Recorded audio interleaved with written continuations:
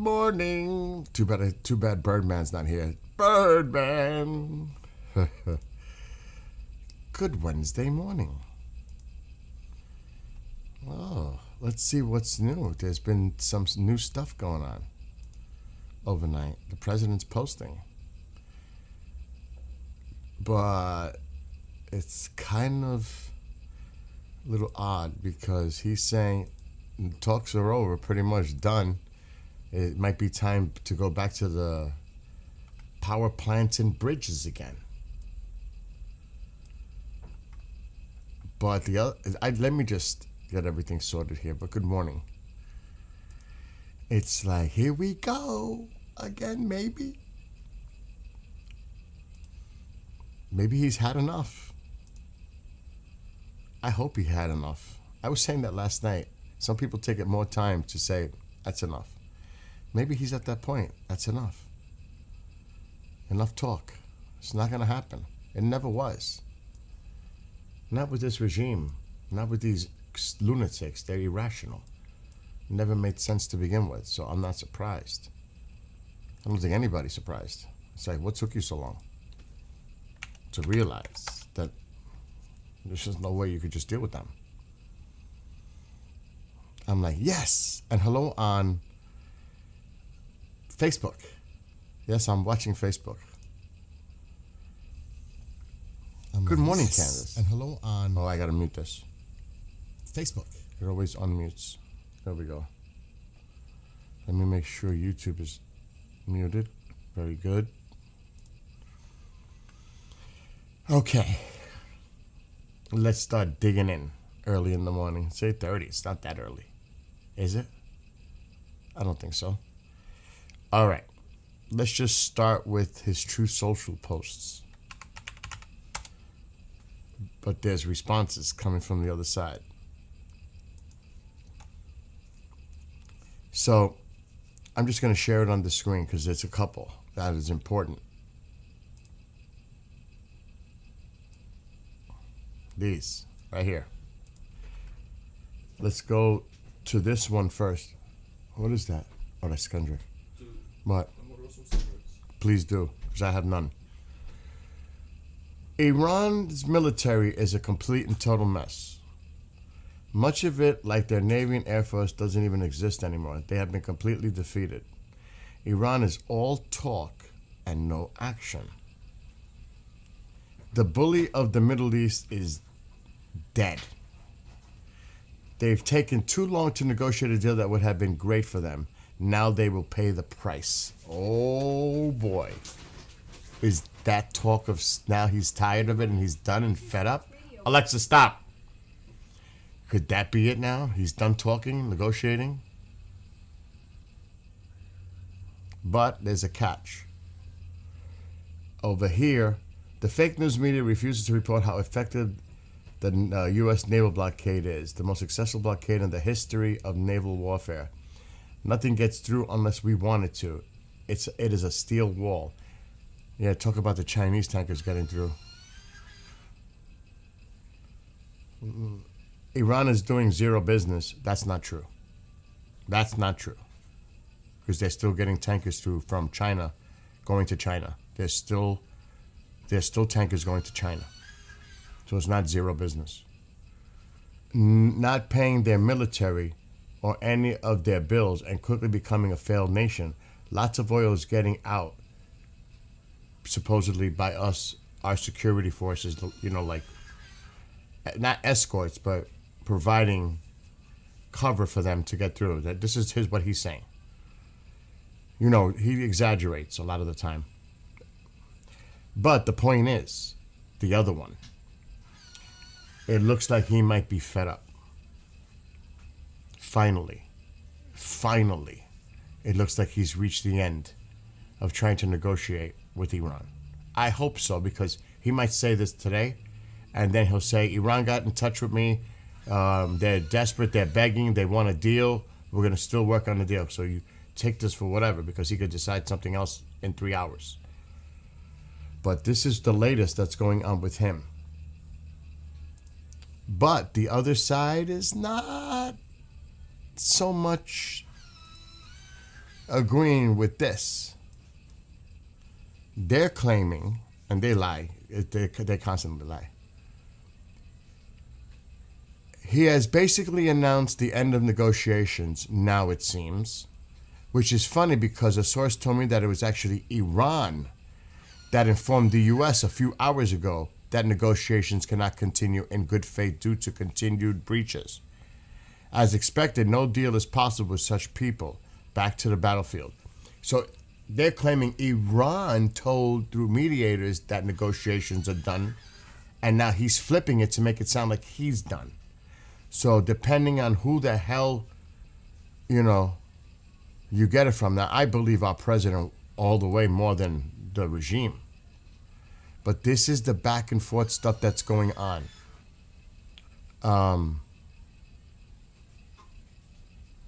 Look what they wrote. This is what they wrote on their propaganda arm on the other side. You want to see how insulting this is? Here, look at this. Why do Americans think they have the right to be in the Middle East? Get the fuck out. Go back to Texas. What? And why Texas? They don't even know. It sounds like cowboy. Is that a cowboy reference? Is that what that's supposed to be? What's up, Morgan? It's like, what are these people, sick? Are they just like stupid? And they're pissed. Iran's foreign minister, leave our region if you want to be safe.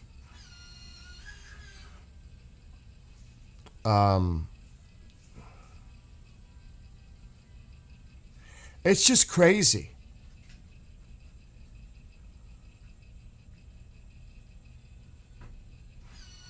I'm just looking at it.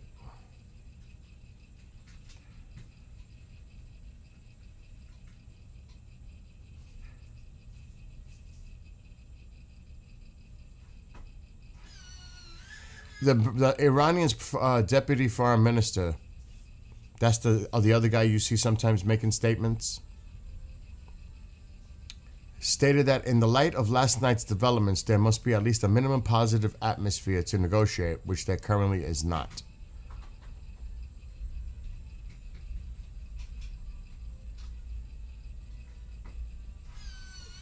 Hold on. They're saying there was the UK MTO has published another incident 20 nautical miles off the coast of Oman, likely an Iranian strike against a vessel attempting to exit the Strait of Hormuz without permission. So this is interesting because the president said everything's getting through, everything's fine.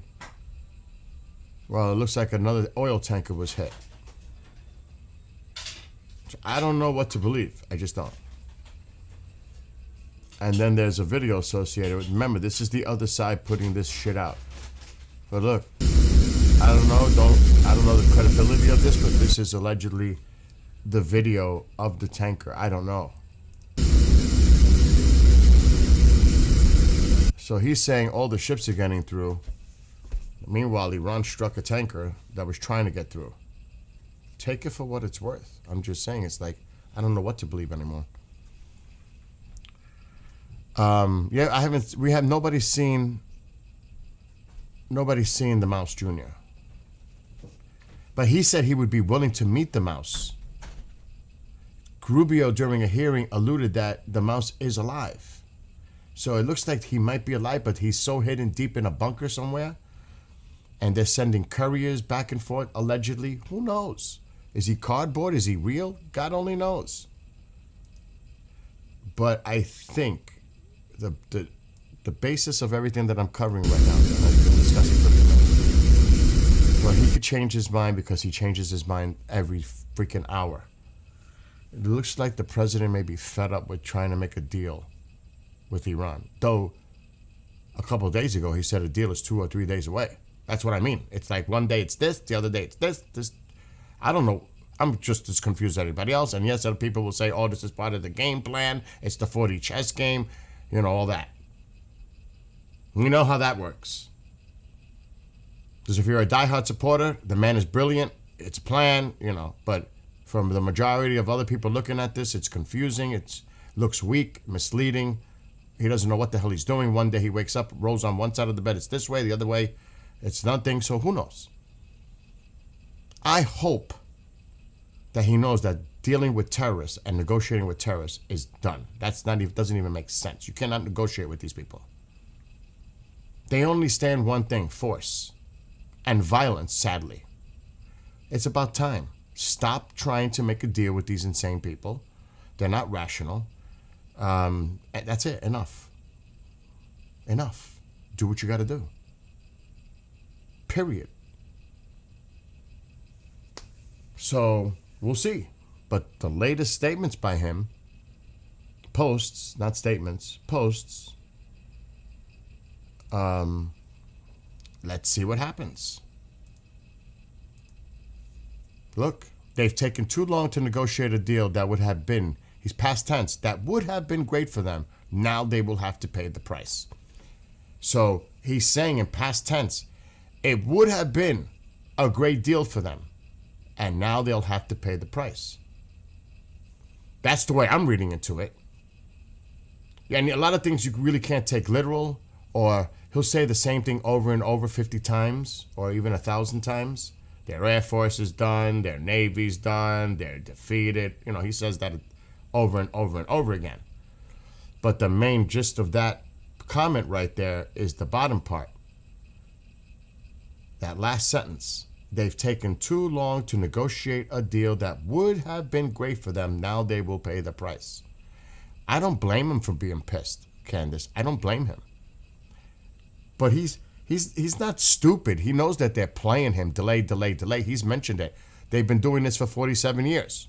I'm not going to allow this to continue.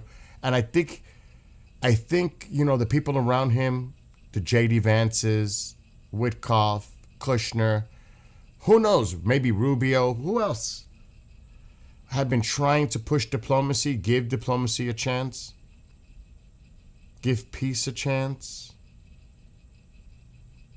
But then you come to a realization, you can't with these people. And even if you tried, it's never going to get anywhere. And even if you signed anything, before the ink dries, shit's going to hit the fan again. And we're going to be right back to square one all over again. So maybe he's come to the realization that this has to stop. It's time to act. Because that's the only thing they understand. Like I said, is force. But we'll see. It is, when did he post this? What time? Let me look. Because, like I said, this afternoon he may say something totally different. We know that. That's his pattern. He changes his mind. Somebody talks to him. Putin, Xi, who knows? The Pakistanis, give it a chance. The Saudis, whoever, get on the phone and they'll try to convince him to change his mind.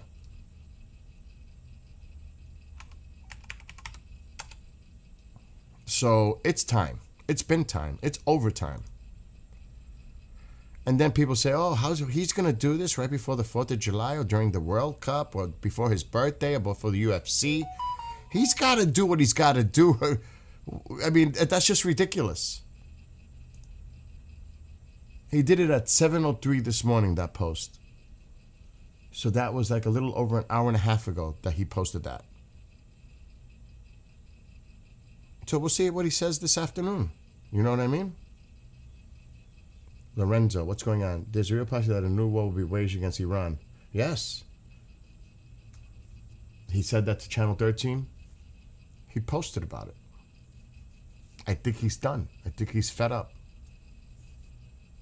But Iran is saying they informed the United States that negotiations are done for now. So he's trying to flip it, saying that it is he that is deciding negotiations are done. So I don't know what to believe. I definitely don't believe the regime. But just take that for what it's worth.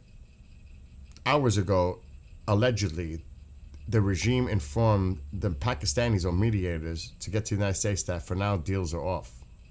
So now he's saying, I'm tired of the talk, negotiations. They're going to have to pay the price now. So he might be flipping it to make it seem like he's done. But meanwhile, Iran initially said they're done. Who knows? It doesn't even matter.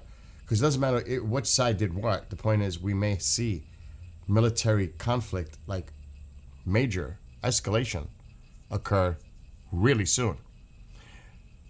Unless he's saying that to try to get them back to the table, because they said we're not negotiating right now. I could just see BB jumping up and down. Whoopee! It's go time! Who knows? But the point is, shit could be hitting the fan again. That's the point. Yes, Greg, this is the Trump we wanted.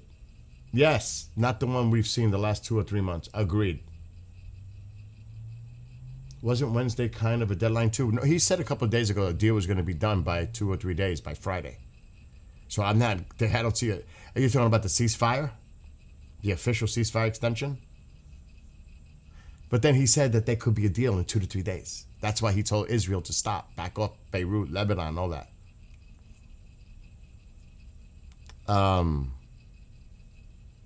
Graham is considered a war hawk, Candace. You know, I haven't even heard anything from Lindsay. I don't know where Uncle Lindsay is. I haven't heard much from him at all. So, yeah, I haven't heard anything from him. He's been very quiet. Now, Mark Levin wasn't so quiet when it came to the Israel stuff. But yes, it truly, I don't want to say, I don't want to say because he could say it now. Like I said, this afternoon, he might say something different. For real. I'm not just making that up. You guys know that. This morning, he'll say one thing. Later or tomorrow, he'll say something totally different. The opposite. So I'm just going to see what happens. But maybe this is not the boy who cried wolf anymore. Maybe he's really going to do something. Time will tell. But I think and he's been pissed about this thing. We know that. He's been like frustrated. He's mentioned it. He even said he was bored by it. And in one of his things, he put praise be to Allah. Oh, that's got to be driving them nuts. That's got to be driving them nuts. In one of his posts, he put that. I was like, oh, he's really trolling them. He's trolling them. It's good because they troll us. Here, look, let me show you.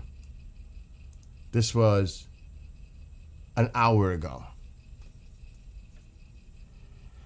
You ready? Check it out. The fake news media refuses to report how effective the U.S. naval blockade is, the most successful blockade in the history of naval warfare. Nothing gets through unless we want it to. It's a steel wall. Iran is doing zero business, not paying their military or any of their bills, and quickly becoming a failed nation. Lots of oil is getting out. Praise be to Allah. He put that in there. And I'm like, oh, shit. You know they're going to use that. Good. Screw you people. And they got pissed. They said, go back to fucking Texas. Like calling us cowboys. Their media, one of their outlets put that. Yeah, we'll go back to Texas once we free Iran and get rid of you fuckers. How's that? How's that? Yeah, when the job is done, we'll go back to Texas. Sure. And we'll go back to every other state and everywhere else. After we're done fucking destroying you. And get rid of your evil insanity. How's that? No, they literally did. Candace, they really did. I'm not kidding. It was on one of their platforms, media things. I'm going to read exactly what they wrote.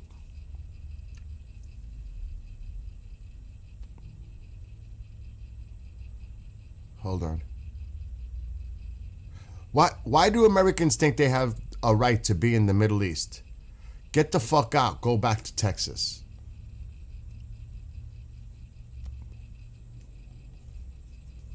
Now, I read shit like that. It's just a comment. But that pisses me off. You know, it's rage baiting. But I say, okay, we'll go back to fucking Texas after we fucking get rid of all of you fucking sick people. I'm cursing. I can't hold back. It just pisses me off. You know what I'm saying? Good morning, Chris. Good morning, Lorenzo. I know I just said that, Lorenzo. Are you reading my mind? Get out of my head. There's a delay, so I know I just said that. I just put up on the screen. He said that. And he said, that's it. Iran's going to pay the price. Gave him time to negotiate, tired of the talking. They had their chance. Now they're going to pay the price. Pretty much he said that. I'm paraphrasing. I slept good. I slept good last night. Oh my God. I went to bed kind of early. I fell asleep during Steve. Because the enforcer went from Iran to Ukraine and I went back to Steve and then I fell asleep. Trump tells Fox he is close to ordering new strikes against Iranian power plants and bridges. I saw that, Lorenzo. That's what's spreading. This was old, but wanted to see if you saw this. There's all kinds of shit spreading right now on the platforms. He said they're going to pay a price. It looks like he's close to ordering new strikes. Not last night's stuff. That was a love slap, not a love tap. That was a love slap.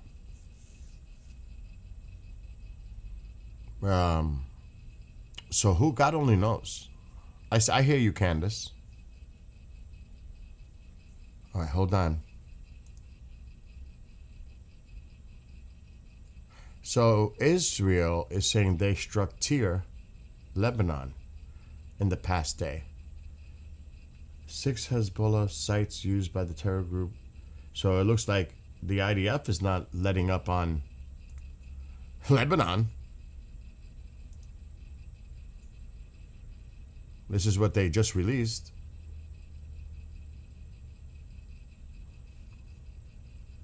They're hitting targets in Tyre. Yeah, it's going to be interesting to see how long do you think Iran going to allow this? I don't know, Chris. I don't think they're in a position to allow anything. It's what the United States decides to do. It's always been up to what the president wants to do, not what Iran. Iran is full of shit with the talk, and they talk a lot. They've always talked a lot. And I'm tired of the talk. And I'm not a war hawk. I'm just saying it's time to finish the job. Get rid of these people. That's it. Done. What the hell is this?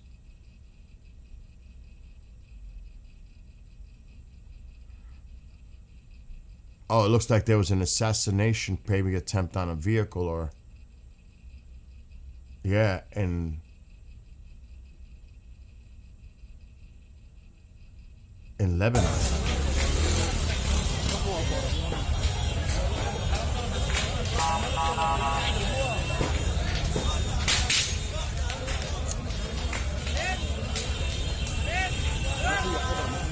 It was an Israeli drone, so you know they were targeting a specific individual or individuals in that vehicle. You know that.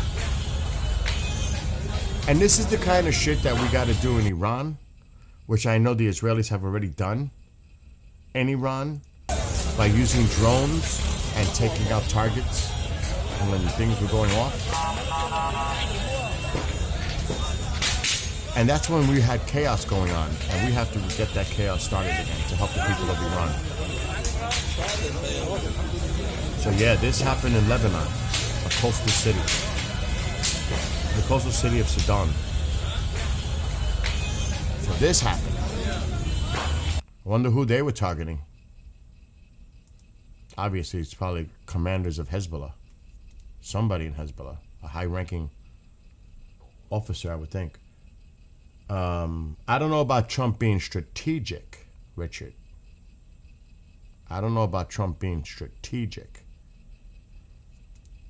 I think he's just fed up with these deals and knowing finally he's woken up and knowing that you cannot deal with them. I'm not saying he's strategic here.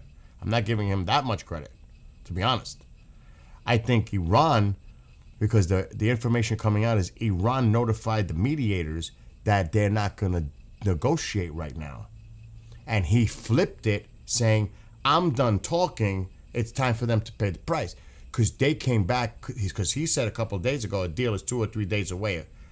And now Iran is saying, because of what's going on, we're not going to negotiate right now. So now he flipped it to say he's tired of it and he's going to strike. So I'm not going that far as strategic. I think he finally realizes a deal with these lunatics is impossible.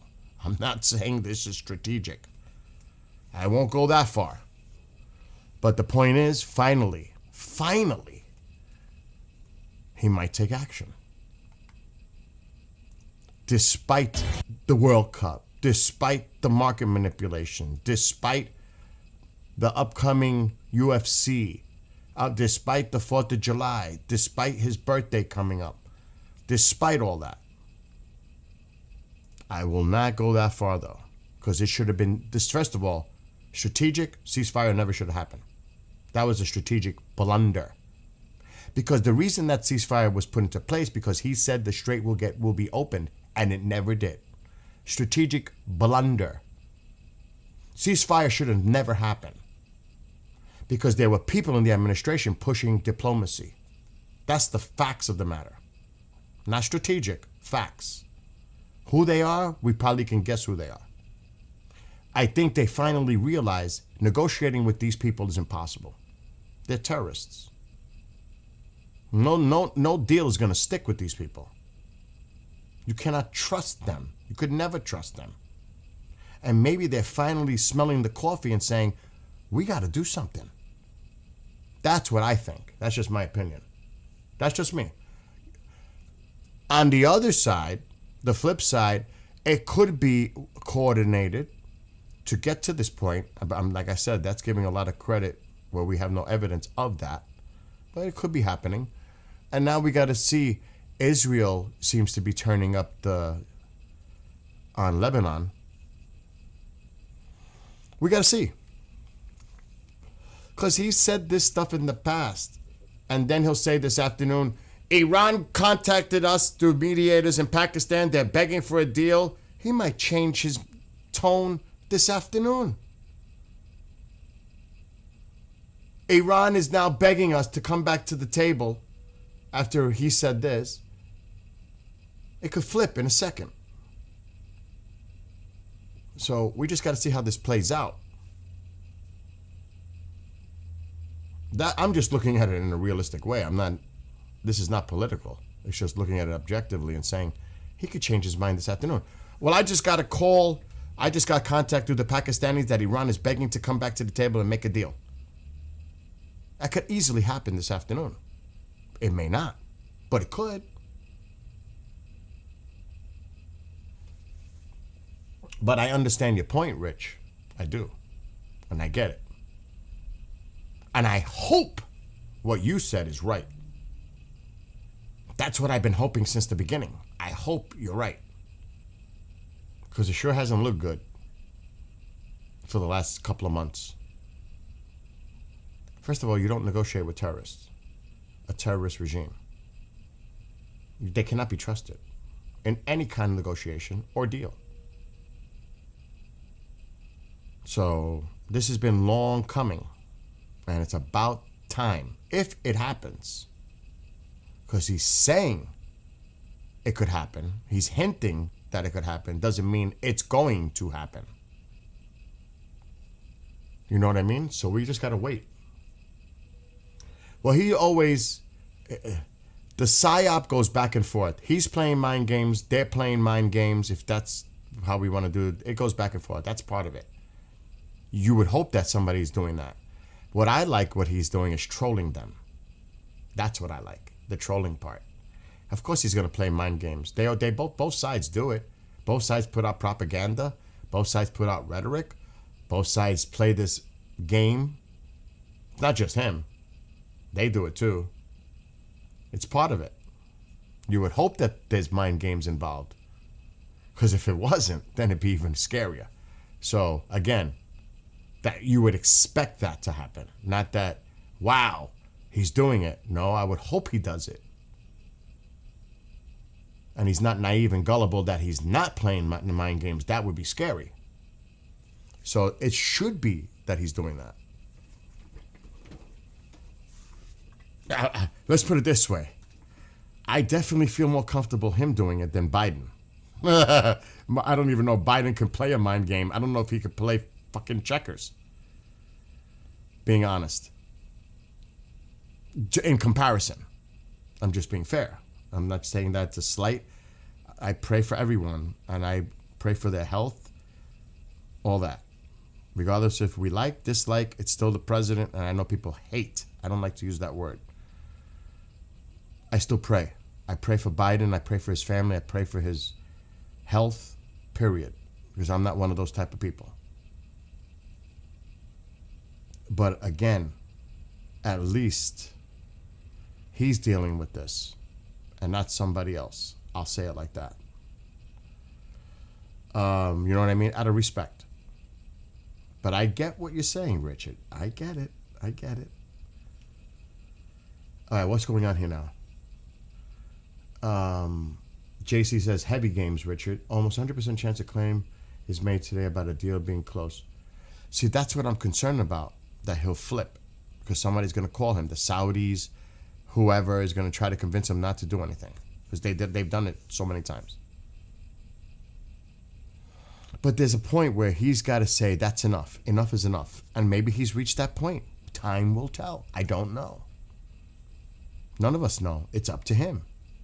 He said that this morning. He's hinting that he's going to start striking Iran again, that he's done talking. Iran's going to pay the price. That's what he said in his post this morning, like 2 hours ago. Paul Begley reported that he has made a decision and assets are getting into place for a strike in the coming hours. See, Morgan is saying it. She's seeing indications. David, I heard Qatari mediators just arrived in Tehran with a message from the USA. Oh, boy. Breaking. Qatari negotiators traveled to Tehran on Wednesday morning in an effort to finalize an agreement. See, now this is... Okay. They could try. You could see already that the Arab countries are trying to get involved here because they're panicking to try to get a deal still done. That's why this stuff is coming out. The president cannot be influenced by this. He's got to stand on his feet, and if he makes a decision, he must carry out on that decision and not be influenced by these people. Can you imagine Kamala was... Oh, God. Oh, my God. No. No. I don't want to imagine that. And I don't want to imagine... That's why I keep saying... This is just what I'm just going to spit it right out. If you're going to get something done, you better do it now. Because we don't know how the midterms are going to turn out. Period. I don't want to hear about rigging, not rigging. It doesn't matter. If that shit flips, the House, lame duck for 2 years, you've got to do something now. Now. You can't take that for granted. You cannot take the midterms for granted because you don't know. And you know the Democrats are going to go crazy if they take the House back. You've got to do it now. God forbid what 2028 could turn into. But that's down the road. We got to deal with the short term now. You must act now before January, because if they take the House back, you've got till January when they take office. Time is ticking. He's got to take care of this now before that possibility even exists. That's my opinion. Oh my God, Orchard, where have you been? You still have the 151 sealed? Dude, where you been? I haven't seen you. As far as Kamala, oh my God. Oh God, no. No. Oh my gosh. Why did somebody just make me freak out? Who wrote that? David. My God, you made me think like that now. they'd be clearly running the U.S. if Kamala had been elected. Remember, like I just said, forget about if, when, coulda, shoulda. Forget about all that. Think about the now. Shit got to get done now, before January. If they take the House, it's got to get done now. Time. Because the first thing they're gonna do is try to do everything to obstruct and make his life impossible. I wouldn't even doubt they'll come up with impeachments for something again. So things got to get done now, because you can't take the midterms for granted. That's just my opinion, looking at it in a practical way. It's not political. And when I say this, it's not political, believe it or not. It's just rational, logical thinking. If this happens, that's going to happen. So you got to do something now. Even in the event that it doesn't happen, you can't take that for granted, because if it does happen, then shit's really going to hit the fan domestically, politically here. That's all. Power plant and bridge day is back on the table. President Trump, I'll check that out now.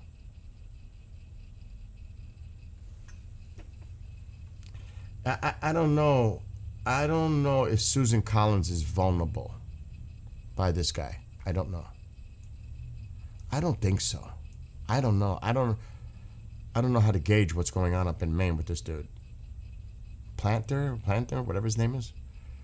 I'm not paying too much mind to that, but I don't know how that's going to work out. All right. So Eric Doherty, he puts a lot of stuff out there. Sometimes it doesn't necessarily stick. But he's saying that he spoke to Trump. Trump told me that he's getting close to ordering new strikes against Iranian power plants and bridges because he says the Iranians are tapping the United States along when it comes to the negotiation process.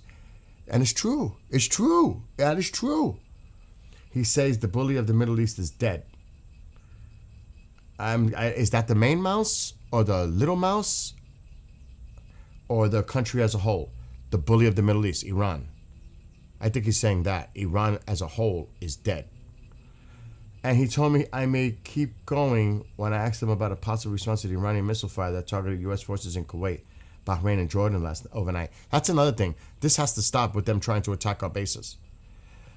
The president said they had a chance to sign a deal and survive, indicating again that he may order new strikes against the Iranian regime in response to their dragging their feet at the negotiation table. But here's the problem. Here's the problem with this. What's the problem with that? Does anybody want to know what the problem is with that? I have a big problem with this. Because Iran is going to now say, okay, we'll agree to negotiate with you. And then he's going to give him a break and say, no more talking. This is serious. We're going to go into negotiations. Agree to this memorandum to go meet to negotiate. And he's gonna play along to that game and say, okay, Iran has come begging. They're serious this time.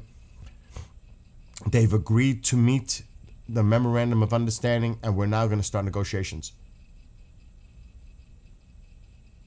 You don't think that's possible? I sure do. That's what concerns me when I see that. Iran is tapping us along. They're not, playing with the negotiation game. But if Iran comes back and says, okay, we will agree to meet with you, if they agree to the memorandum of understanding to go into serious negotiations with you for a 60-day extension of the ceasefire, that concerns me. So we got to see. We just got to wait and see. But I would not be surprised if this afternoon he comes out and says, Iran has surrendered to our demands or whatever, knowing that I was about to go in there and blow up their power plants and bridges, and now they're begging to come back to the table. I could hear it. I could definitely hear that. In a few hours. But maybe I hope not. I hope not. Yes, so we got to see. Turkey and Saudi Arabia signed a historic mega deal to revive the Hajj Railway. Okay. And? So what?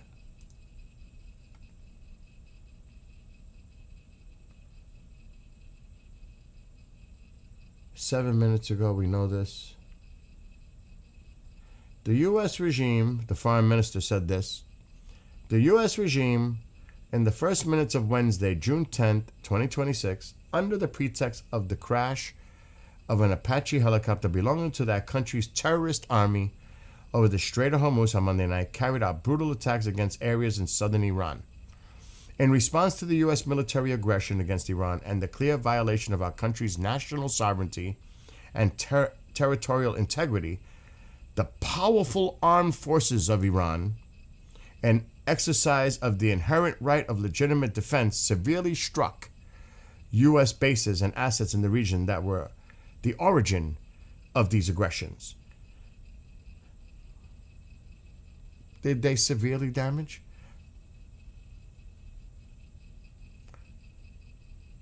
The statement also warned countries in the region, particularly those in the southern shores of the Persian Gulf, against allowing their territorial facilities to be used by the U.S. military or Israel for operations against Iran. So obviously, based on what I understand, that's an absolute lie because they didn't severely do shit. That's just false. That's a blatant lie. Because I've heard no reports of damage or anything else like that. Injuries or anything else, thank God. You know what I mean? So that's total bullshit to me. But they're going to put that out there. It's not surprising. All right, hold on. And it's saying here, the Israeli reporter just put this out. Trump to Fox News. Last night, strikes destroyed about 55% of the air defense systems and radars that Iran restored during the ceasefire. That would tell me more is coming. If it's 55, that's half. No? I do read my chat. I do all the time, Jimmy. I just have to go back and forth and catch up, and then I go over everybody's comments. I'm just catching up. 2 people were killed in that drone attack by Israel. That was a targeted assassination. All right, it's the same shit. Now I'm going to chat.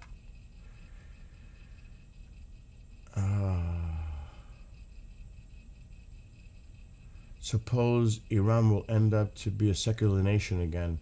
That would possibly trigger other nations to ask the man for the same. Still got both bottles sealed. Oh my God. Kava, how are you? Iranian government are now locking garbage bins in Tehran as the poverty is so high. That's disgusting. That's so sad. And the water is going to become a serious issue now. I mean, it already is, but it's going to get critical. They did open it up, the dam, to bring water into Tehran like last week or the week before, but still, it's really bad for the people in Iran. It's sad. It is bad. I can't believe how many flights back and forth people have done to speak to them for deal signing in like 5 countries. Because they're desperate. They don't want to see the region blow up again. That's all it is. Their infrastructure. Because they know they'll be targeted. I hate to say it, but the only one begging to go back to the table is Trump. Well, right now, if he threatens, I don't know, because we hear so much from back and forth, the mind games, back and forth. This bullshit that goes on back and forth. I really don't know. I really don't know. Because one side said they already indicated that they were not negotiating anymore. Then he says, I'm tired of them tapping us along. And now we're hearing about Qatari negotiators heading to Tehran. I mean, there's so much stuff out there. But it does look like it may get desperate. It looks like things might hit the fan regardless.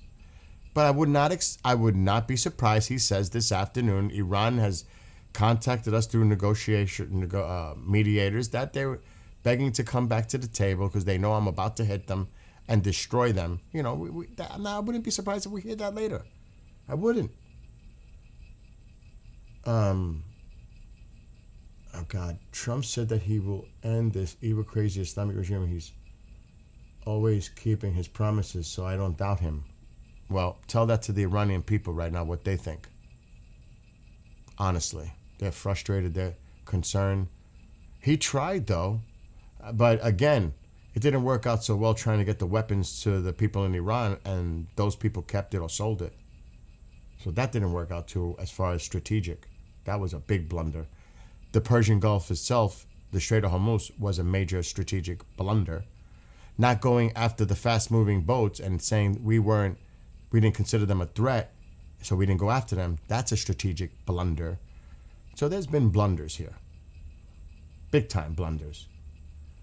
To be truthful and honest. Oh yeah, we're going to topple the regime, baby. I read that. We haven't even moved. Yeah. Well, last night there was a B-52 heading to, it looked like, to the UK. Now I haven't monitored what's going on much now today because I just woke up a little ago. Regime toppling incoming, baby. I hope you're right. I hope you're right. It's way overdue. Trump ain't gonna be fooled by Iran coming in at the last second. Based on his behavior, telling Israel to back down because he's desperate for a deal, it appears he's desperate for a deal. He wouldn't have told Israel if he didn't feel it was threatening his deal. So I won't go that far. Oh boy. Hi Anna, I'm live streaming. What's happening? Hi Bill. Hey there. Hi. I wanted to put together the links for today's show. I don't even have information. Did anybody send me anything? What do you need? I need a title, a description, and then I could set it up for them. Okay. I will get Jake to call you right now. He'll give you those things. And then you can either send the links to him or me. Tell Jake to email me the information. Okay. Because then I can respond to that to everybody once I create it with links. Okay. So call him and then... Okay, text me. I will text you. Okay, bye. Thank you, Bill. Bye. Thank you. Okay. Sorry about that. I got to do something for somebody. Good morning, Dandy. How are you? 80s baby home slice. Trump ain't gonna be fooled. I hope it's not about him being fooled. He could be at the point where he's tired of it finally and realizes a deal is impossible with these people.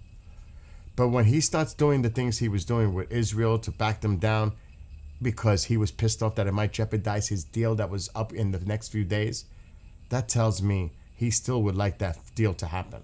So don't buy into that too much. I wish they never made a ceasefire in the first place. I agree. I think that was a big mistake. Strategically, big mistake.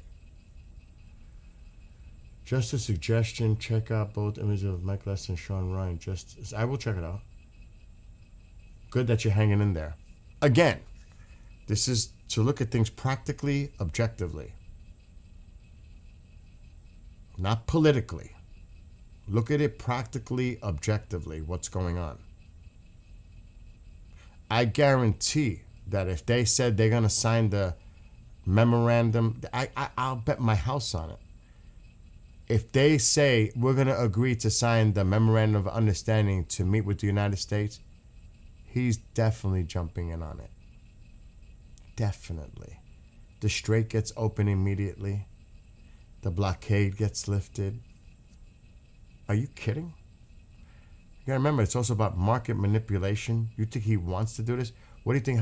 If this starts again, military operations, you think prices are gonna stay where they are? All shit's gonna hit the fan again. Strait's not gonna be open. It's conflict. He'd rather the alternative where he has them negotiating, the strait gets opened, and things get better. So absolutely not is it guaranteed that he's going to do military operations here because he wants that deal badly. Fact. So all people saying, oh, he's going to do it, it's time. I hope he does to finish the job. But think rationally. Is that truly what he wants? No. He would definitely like to do this diplomatically, get the Strait open tomorrow, and get them to negotiate their nuclear file and everything else. And especially with everything else going on. And it'll be a 60-day minimum of an extension again. So no. Let's be realistic here. He would take a deal in a second. If they were to sign that memorandum of understanding right now, he's back in all the way. All the way! Because that's what's holding it up. Remember, this is a negotiation to negotiate. That's all that is. It's a negotiation, agreement to negotiation to negotiate. But then they'll actually have sit-downs to negotiate on separate issues for 2 months. You don't think Iran wants that opportunity too? Buys them time? You don't think that works for them too? Of course it does. Works for both sides. Honestly, oil starts to flow again, money, revenue. The United States gets our economy, prices come down. Global oil spreading again. Are you kidding me? You think that's not the better option than renewed military strikes? Possibly boots on the ground? He'll take that deal in a second if they come up with something. In a second. So let's not get ahead of ourselves here. Let's not. Iran isn't going to surrender, and Trump knows that. I agree. But does Trump really know that with the people around him like Witkoff, Kushner, and J.D. Vance pushing diplomacy? He may know that down deep inside, but it seems like he's been influenced by others in his administration to try to push for diplomacy.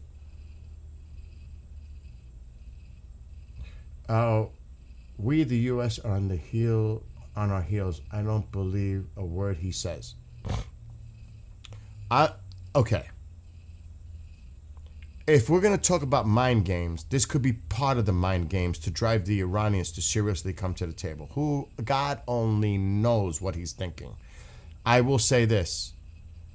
I am concerned.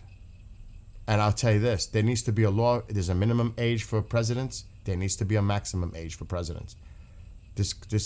I'm not feeling this. I'm not, being honest. This 80-year-old thing, I'm just not. I don't care if it's Biden. I don't care who it is. I'm not feeling this. There has to be a maximum age.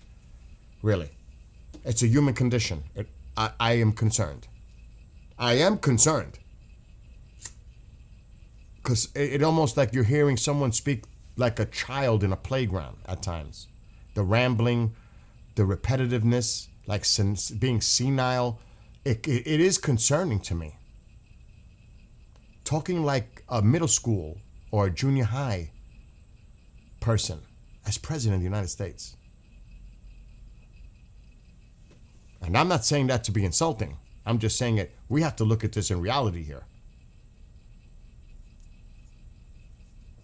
The same way people were talking about Biden, and I'm just saying this in general, the age factor is something as a country we need to look into. We have a minimum age. There might have to be a maximum age across the board. I'm just saying. I don't know what's going on with that $3 billion thing. I have not heard anything else, caller, on that. Got to be careful with those kind of things out there.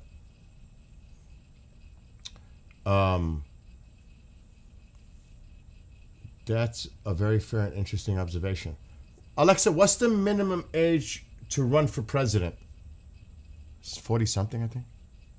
The minimum age to run for president is 35 35. That's the minimum. So it's minimum 35. That's right. 35 is the minimum age. Did you think there might be a maximum age limit too? There is no maximum age limit. That's why I'm wondering what the minimum age limit is. You're right. There's no maximum age limit. The minimum age to run for president is 35 years old, as specified in the U.S. Constitution. But then you're messing with the Constitution. That would be an amendment. So I don't think that's going to go over. I do not see You're that. right. Changing the age requirements would need a constitutional amendment. Given the current political climate, do you think there's any chance of that happening? Absolutely not. Got it, Bill. You're right. It's unlikely to change. Alexa, stop. No way it's going to change. I'm just saying. Maybe we leave some youth in the office, like a Rubio or somebody like that. You know what I'm saying? I'm just saying. Whatever political affiliations you side with, wouldn't it be nice to have maybe somebody a little bit younger as president? No? Am I the only one? Some fresh perspective, a little attentiveness and sharpness to them, response time is quick. Do you know what I'm saying? I'm just being fair. I'm not picking on any particular party. I'm just saying in general, moving forward.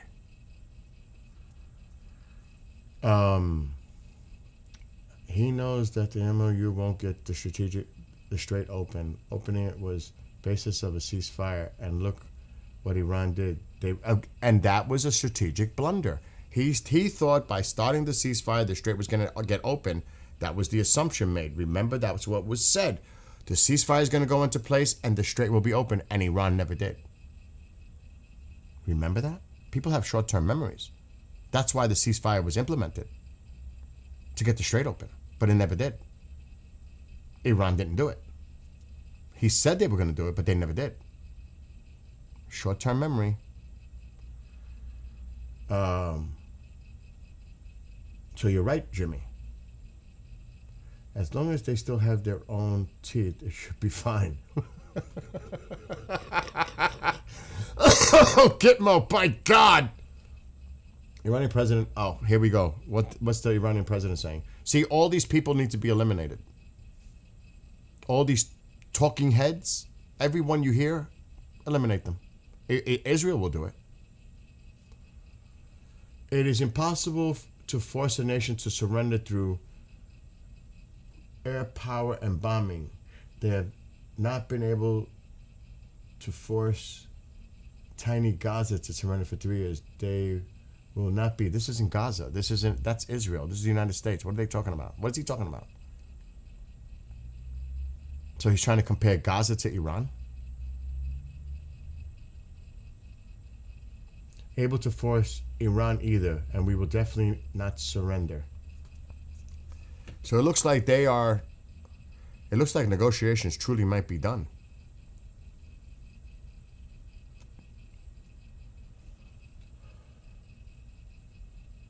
What's now?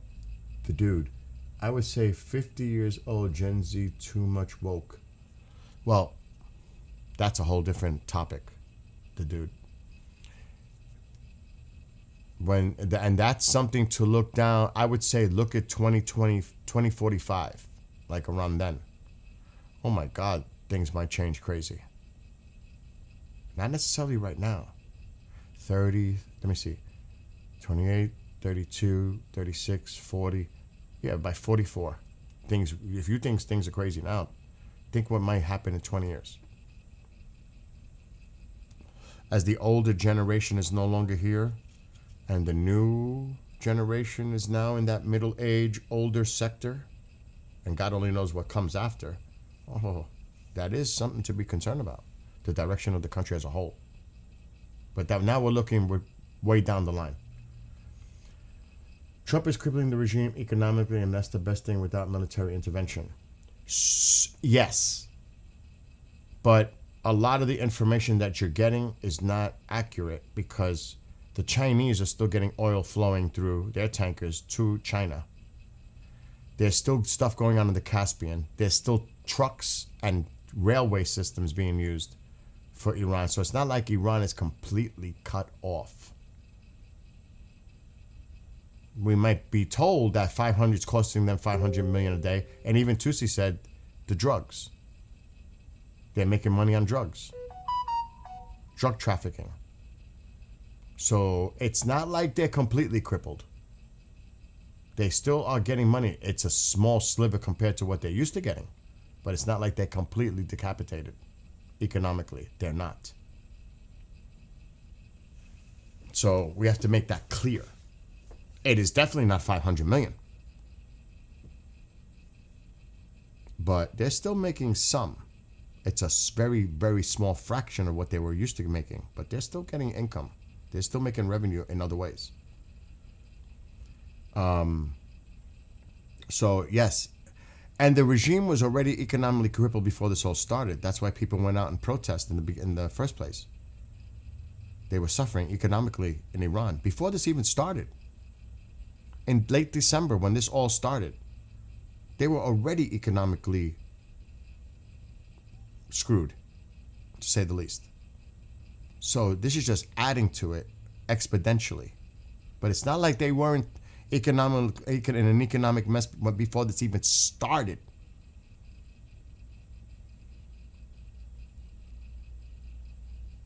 I don't know, Carla.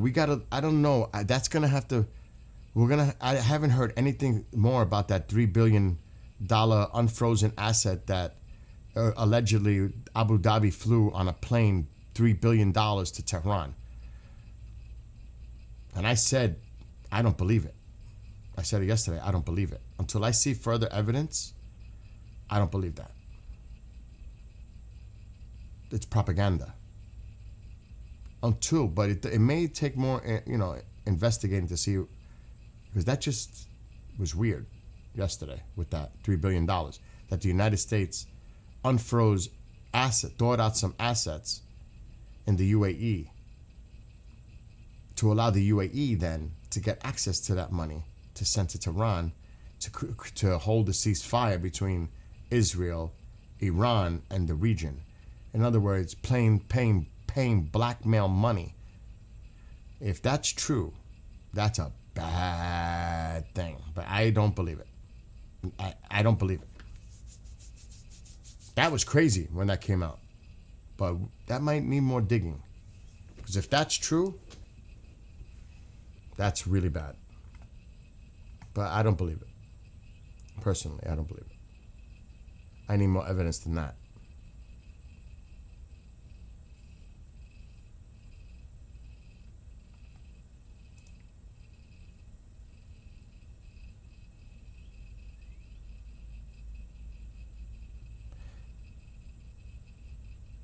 So see, it was also aired on Iranian, so there's truth to what he said today in a post.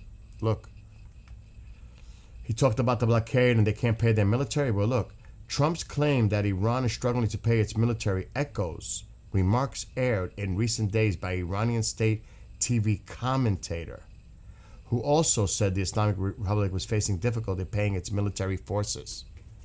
So there you go. There's the connection.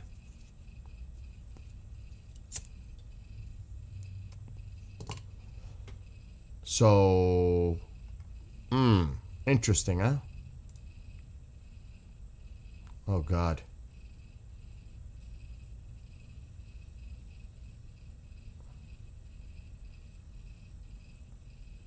Oh, Jesus. We heard somebody put that in chat. We talked about this already.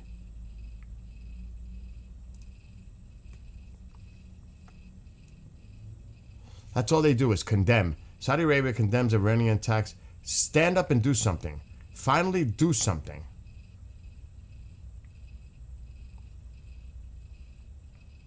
So that's their statement. And you're going to see all this back and forth nonsense. Yeah, this is old. We already went over this. Let's see what else is coming out here. Israel news.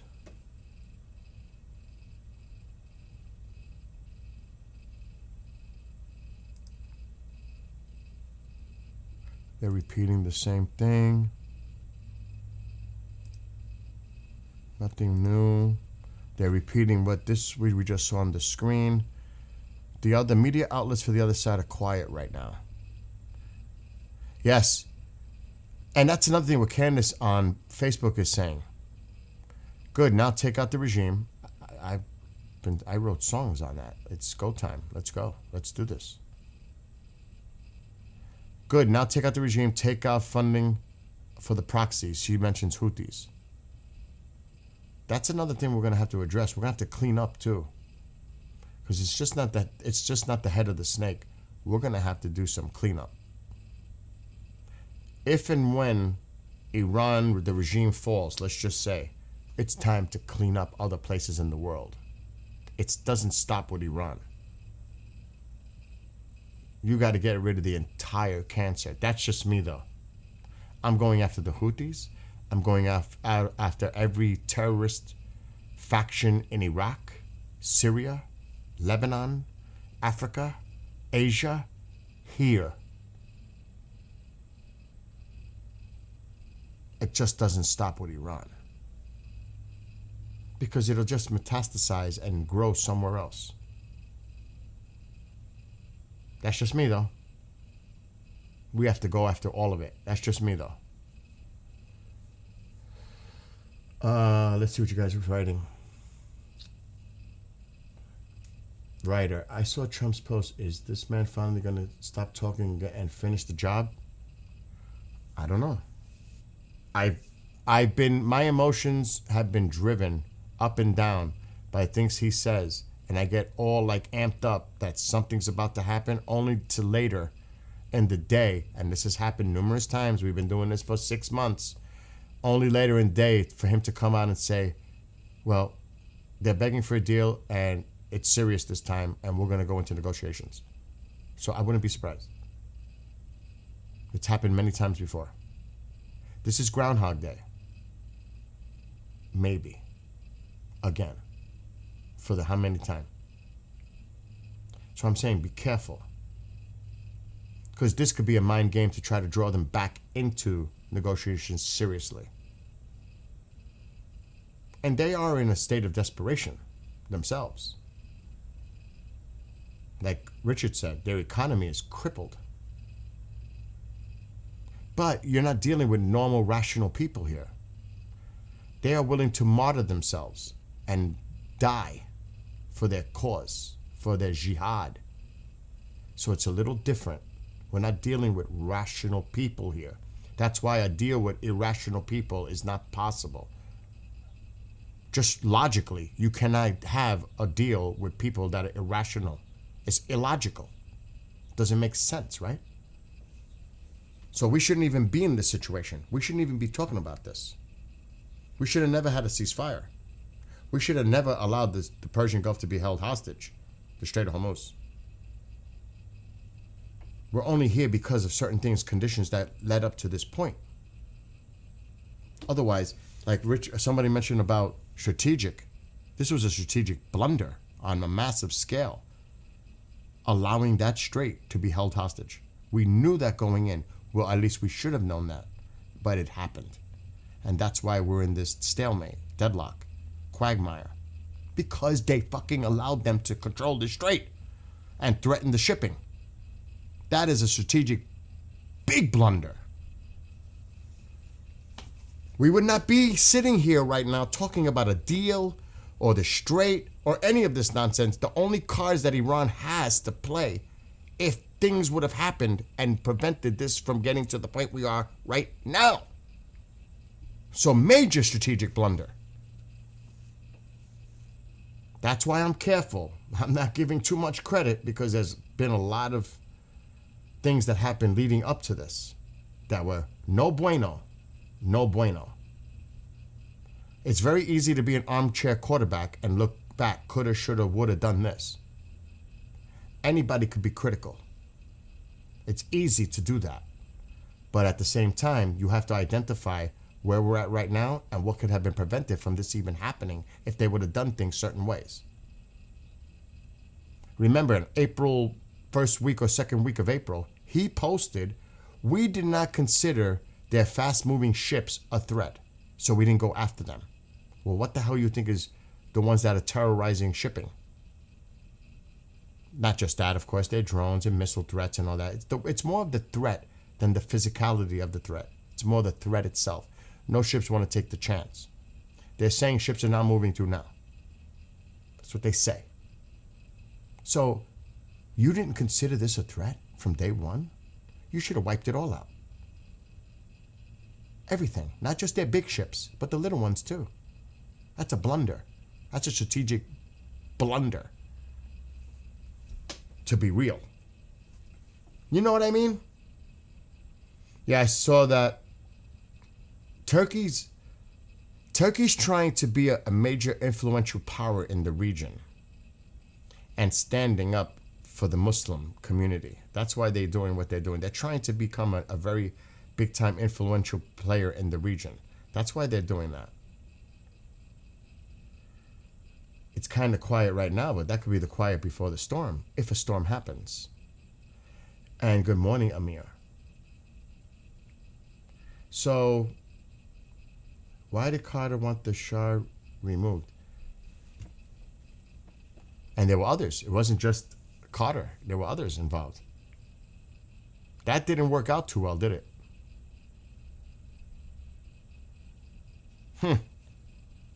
But that's a good point, the dude. And that is being fairly objective.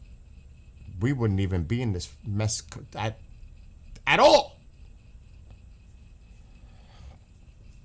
Maybe, possibly, you know? But the point is, we're at the now. Based on what he said, and I'll put his post up again. Based on what he said, it looks like he's tired.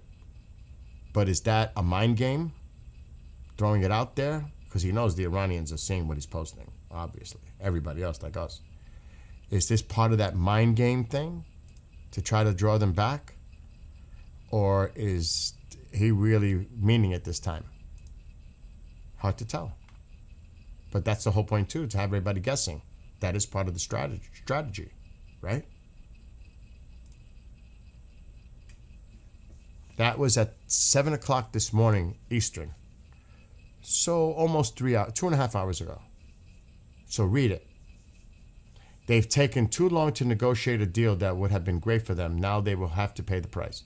So that sounds definitive to me. Doesn't it? That sounds definitive. Freeman says the Shah's regime was a brutal regime. Only the very rich lived well under that regime and everyone else suffered. But look, that sounds pretty definitive. Now they will have to pay the price. That sounds definitive to me.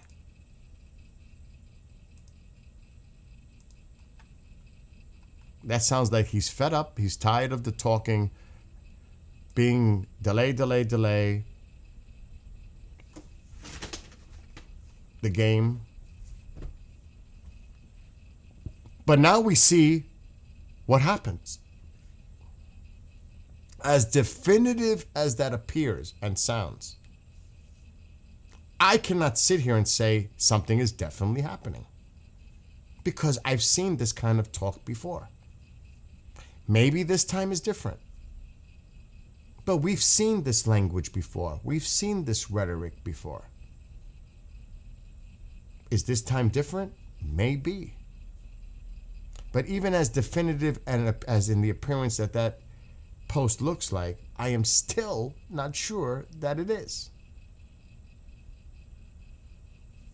You know what I mean? So I don't know. And that should say everything. If even with his statement, I'm still not sure that he's going to carry through with it. And that should say everything to everybody else too.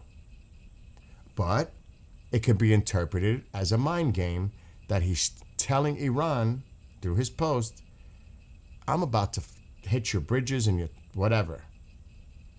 Infrastructure or that. If you seriously don't come back to the table right now and we get this agreement, memorandum of understanding now. There is no more delay on this. You either agree now or I'm coming in.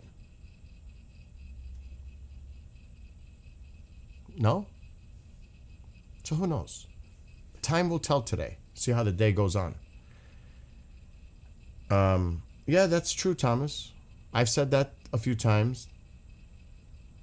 The definition of insanity is doing the same thing over and over again, expecting a different outcome or a result. Yes?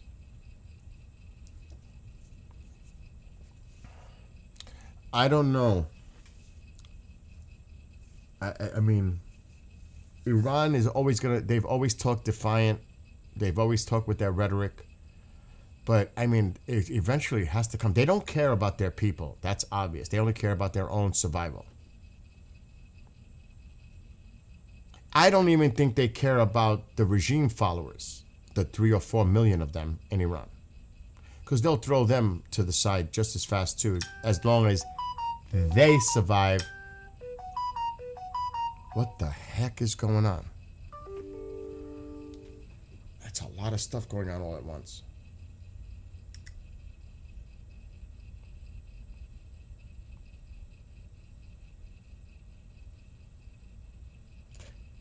That's what's crazy. Sometimes I get notifications from yesterday and they come in late.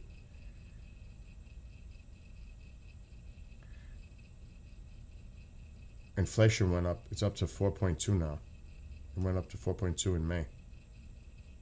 And this is what, you know, people look at this shit in this country and like, oh my God. Calm down.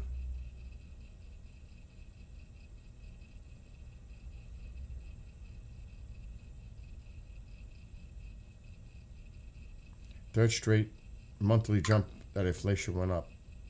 That's what came out.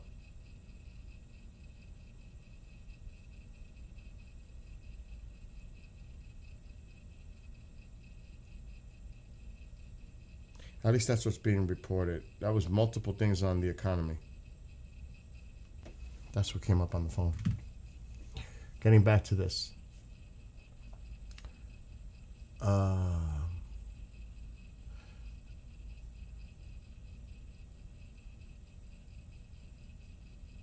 The Iranian president, the enemy must only dream that we will yield to their aggression. The state of neither war nor peace is not good for the country, and we must eliminate this situation. So they, again, defiant words, and they have to do that for their followers. Armin was a guest yesterday in the Paramount Trigonometry. At some point in the 2 hours, he explained everything about the Shah. If you want to learn, he wasn't corrupt, not a tyrant. I'm not debating what the Shah was. You know, that's a past reference situation. And, you know, a lot of people, you know, we look back to the past history. Some people, we don't learn from history in most cases. We just don't. And that drives me nuts too. The examples. But I'm more concerned about the now. We can look, like I said, coulda, shoulda, woulda, reflection. It's right now. It's the present moving forward. Because that's what's important right now. The coulda, shoulda, woulda, blame game, deflection game, that's all politics and other things. I'm not focused on that. I'm focused on how do we deal with this situation right now, moving forward, and how it benefits the United States, Israel, the region, the Iranian people. That's what I'm looking at. I'm not going to sit here and start saying, well, it's this one's fault if this didn't happen. No, this was... No. Yeah, we could do that. Coulda, shoulda, woulda. It's where we're at right now. To me, that is important. And how we move forward. Regardless who created the mess, who started the mess, who's to blame, this, that. Shifting blame on others. Deflection. That's all part of that.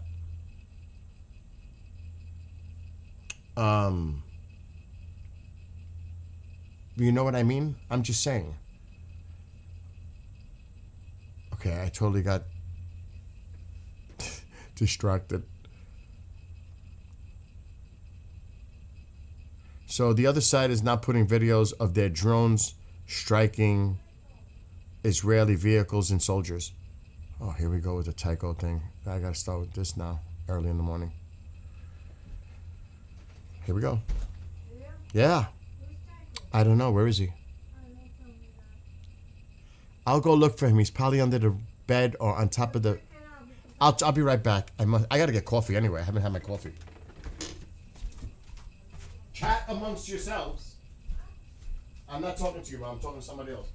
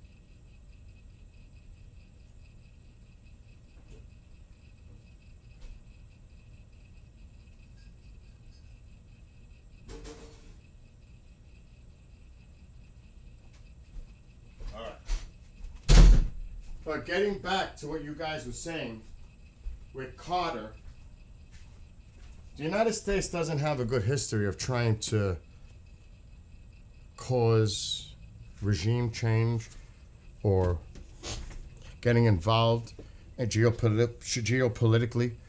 Think of when, right after that, Iran-Iraq war, who did we back and supply? We created the Saddam Hussein monster. We armed him. We supported him because he was at war with Iran. Don't forget about Iran-Contra. Don't forget about the Soviets with Afghanistan. And who did we back and create?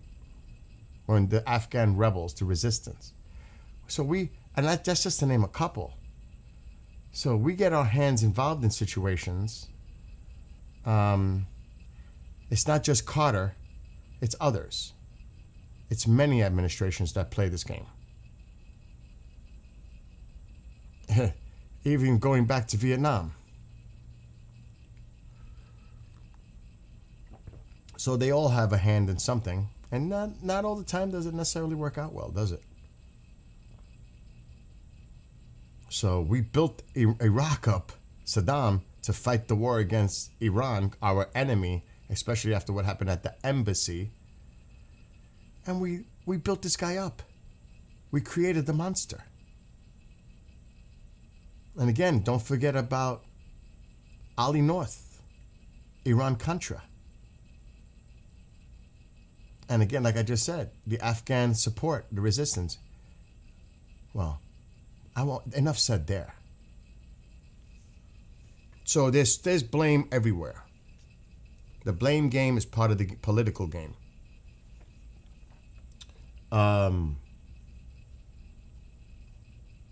So we have to focus on the now.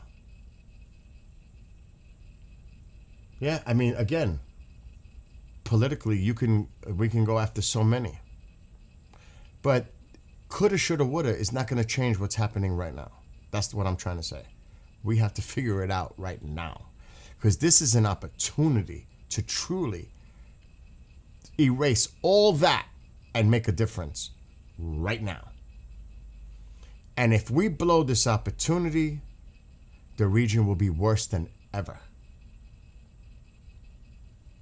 And we'll be looking back at this saying, oh my God, it started with Carter, Obama, Biden, but Trump was the one that was going to make the difference, and it turned out to be worse. Or Trump will be remembered historically forever for helping to free the Iranian people, to create peace between Israel and Iran, to destroy the proxy support and bring overall peace and stability to the Middle East. That he will go down as one of the greatest presidents ever, especially in a foreign policy aspect, if that is the conclusion of this. If the regime stays, not so much. That's what it comes down to. If truly no change happens in the region after this, to me, it was a waste of time. Despite Iran critically decapitated militarily, they'll build back. They'll be back in time. So what? You changed nothing. You emboldened them. They're going to make the region worse. And God only knows if they eventually will get a nuclear bomb with the help of the Russians or the Chinese or the North Koreans or something else. Because now they're going to work even faster to come up with that deterrent. So it's either this is going to be a great outcome or it's going to be a shitty outcome. There's no other way to look at this. Where we're at right now.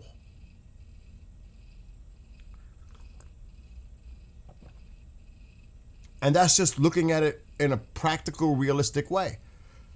Like I said, he needs to finish the job. He needs to truly, with Israeli help, because they know, the Mossad, they know where these people are hiding. They know where they can target them. We need to take these fuckers out. We got to get that straight open. Iran has nothing. Forget about the economy. We know that situation. It was going, Amir, you know this. Iranians, you know this. Before this whole shit even started in late December when the people were hitting the streets and protesting about their living conditions and the economy, because that's what this was. That is a big part of it, yes. But you cannot allow this regime to stay in power at any cost. They must go. I don't want to see one of them left. I want to see them all gone. You cannot, because they'll just simply replace. You cannot let the Islamic regime survive in any way. They must all be removed or have them flee or have them be arrested, whatever's left, and face justice by the Iranian people. But we cannot let them survive. Period. So the president, it's a very hard decision. Did you realize getting involved in World War II was a hard decision? And I know I'm going back to history. And how many American lives were lost? I'm not trying to compare a world war to this, but it's not an easy decision. It's very difficult to make that call to get the job done. And he knows this. And everybody here doesn't want to see boots on the ground and we lose our military personnel. Nobody wants to see that. But a hard decision has to be made. And it's going to come at a cost. And I hope that the American people realize this. And it's easy to say, but he's got to make that call. It's either he does or it's a deal and the regime survives. Like I said yesterday, and I've been saying that, I wouldn't want to be in his shoes. This is a very, very, very difficult position for the President of the United States to make this call. Because it may take special ops, boots on the ground, limited. I'm not saying a full ground invasion by no means. This is not going to be a prolonged war and drawn out war for years and years and years. No. But there's going to be risk. And with risk could come the possibility of casualties.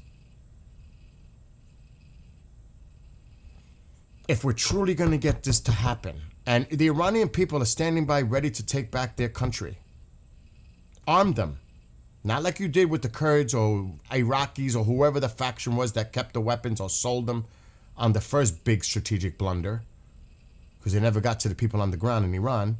But I'm sure they're doing it in other ways right now for the resistance, for the Immortal Guard, whatever. But we've got to do this now.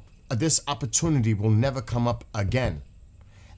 Do you think if we are to believe what they're telling us, that Iran's military is decimated, their navy, their air force, everything, what opportunity like this is ever going to happen again in the future? Ever. This is a one-time opportunity. Don't blow it. Finish the job. Period.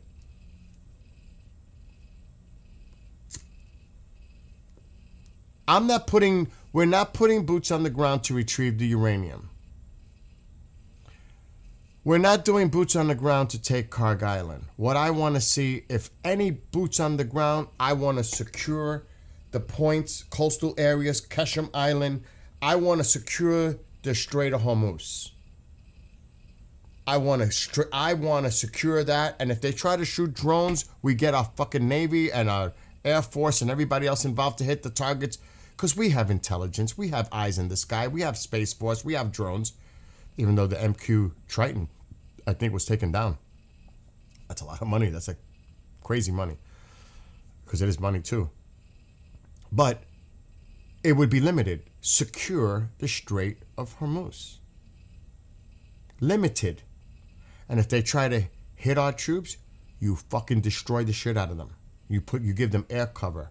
You give them protection. That's the only place I want to see, if it were me, any type of special ops or boots on the ground, is to get that strait open. That is it. No taking oil islands or retrieving uranium, going deep into Iranian territory. I want the strait opened. That is my objective. Because then Iran, they lose their cards. They're done. Fuck a deal. Fuck them using the hostages. The hostage of the Strait of Hormuz. They have nothing. They're done. Because that's their card. Take that away from them, they're done. They'll be surrendering. At the same time, Israel, go after their leadership. Go after the IRGC. Go after the parliament. Go after all these people. Destroy the regime. You want to see how fast Iran goes down? You'll see. If those objectives are made, we won't have to worry about a deal. Because they'll surrender.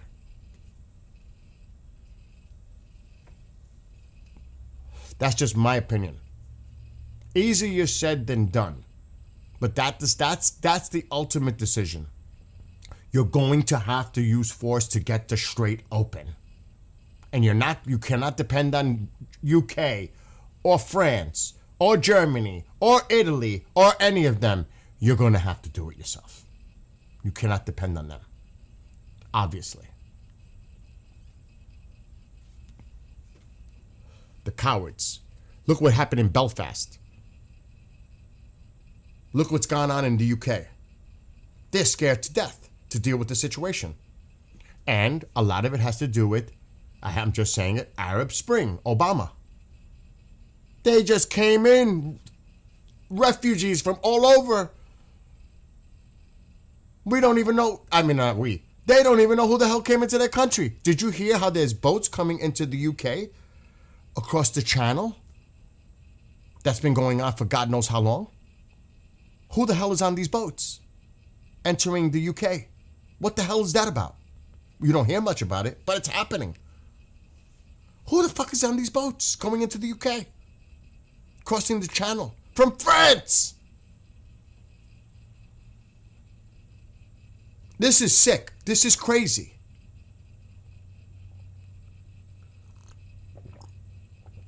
I'm getting a little aggravated and I gotta watch my blood pressure. I took my medication, thank God.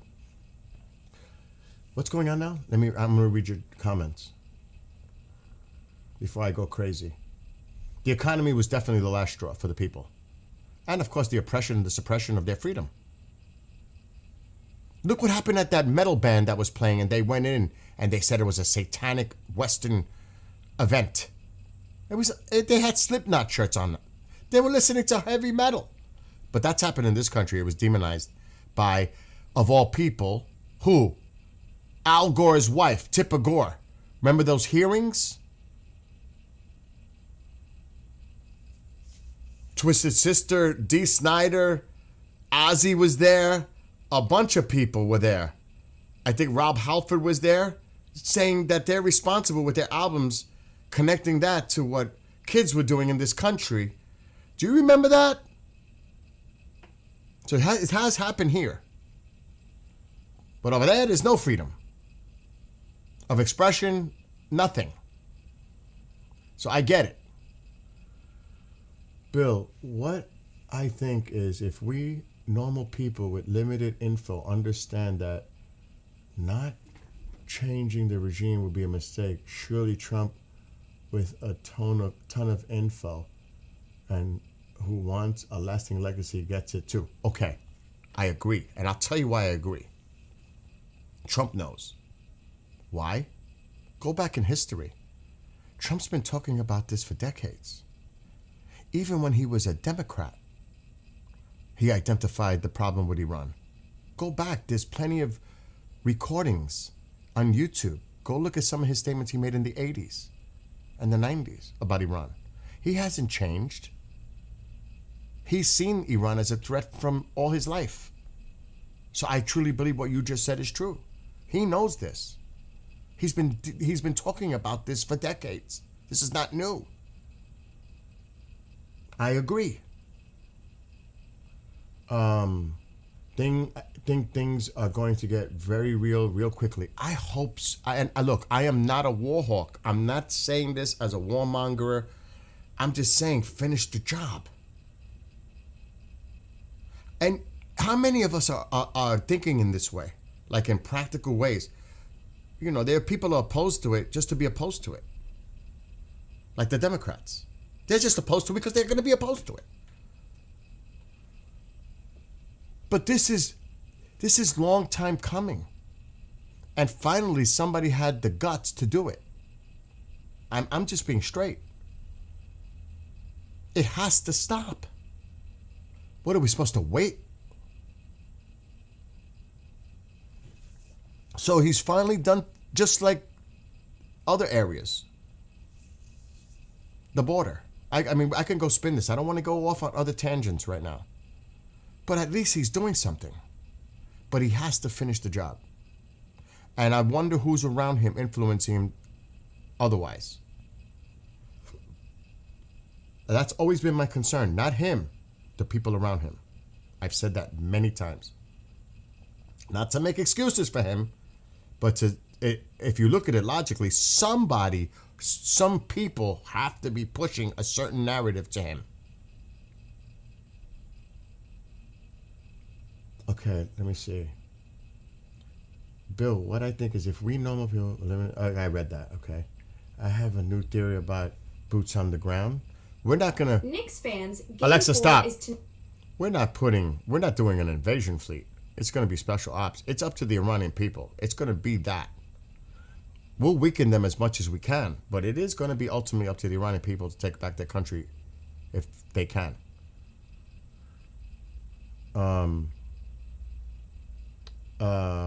People still buy Porsche and use it on the road. Who cares? People still buy Porsche. I mean, that's a way to look at it, I guess. Trump is not going to do nothing. Esteban. And good morning, Esteban and Zaf. Currently 78 degrees and Alexa, stop. cloudy. And again, a lot of people believe that too. And that's a legitimate belief that he's not going to do anything. I get that. I get it. I understand that point. And, you know, we could disagree with them. Like Richard says, you're wrong. But until proven otherwise, you know, that's a valid opinion. He may not do nothing at all. He may try to still use this and go to make a deal. Time will tell. Time will tell who, you know, whether he will or he won't.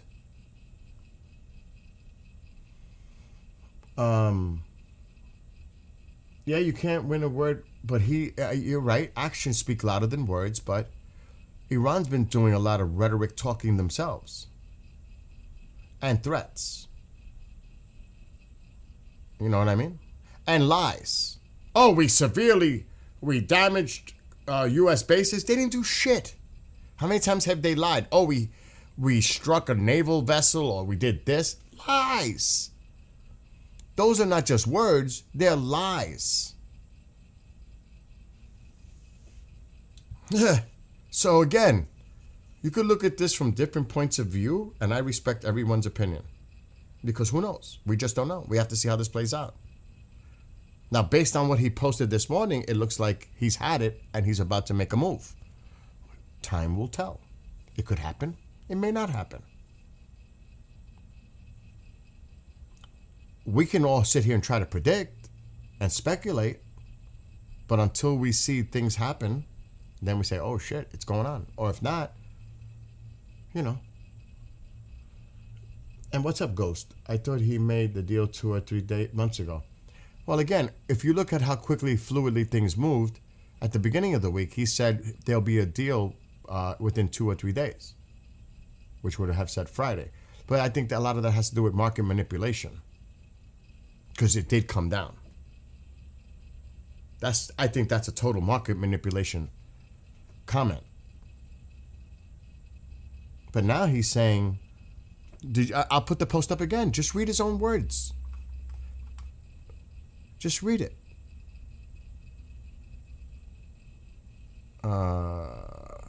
Right here. Take it for what it's worth. This was at 7 a.m. local time, Eastern. Just read that.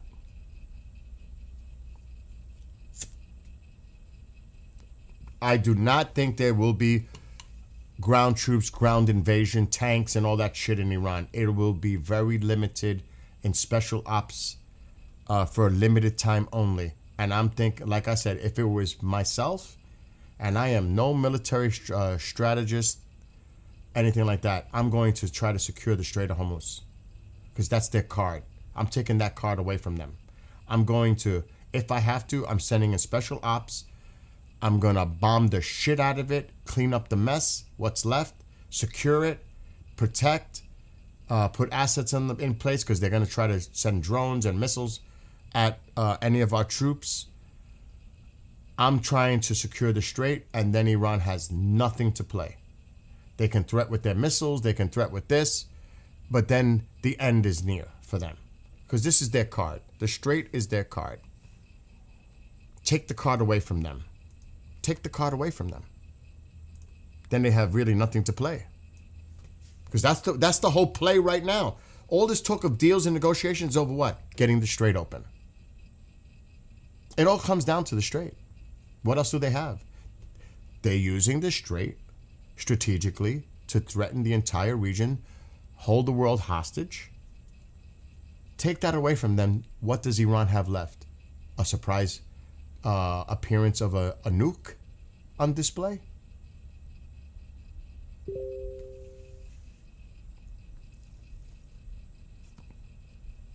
I'm taking that shit away from them. I never would have done this ceasefire. I never would have let the pressure up. That was a mistake. In my opinion, that was a mistake. Big mistake, actually. Strategic mistake. The ceasefire was a mistake. Because you thought that they were going to open the strait and they didn't. So why put the ceasefire in place? You could still have the blockade, but I wouldn't have gotten the ceasefire. Go ahead, I dare you. I don't get it. That never made sense to me.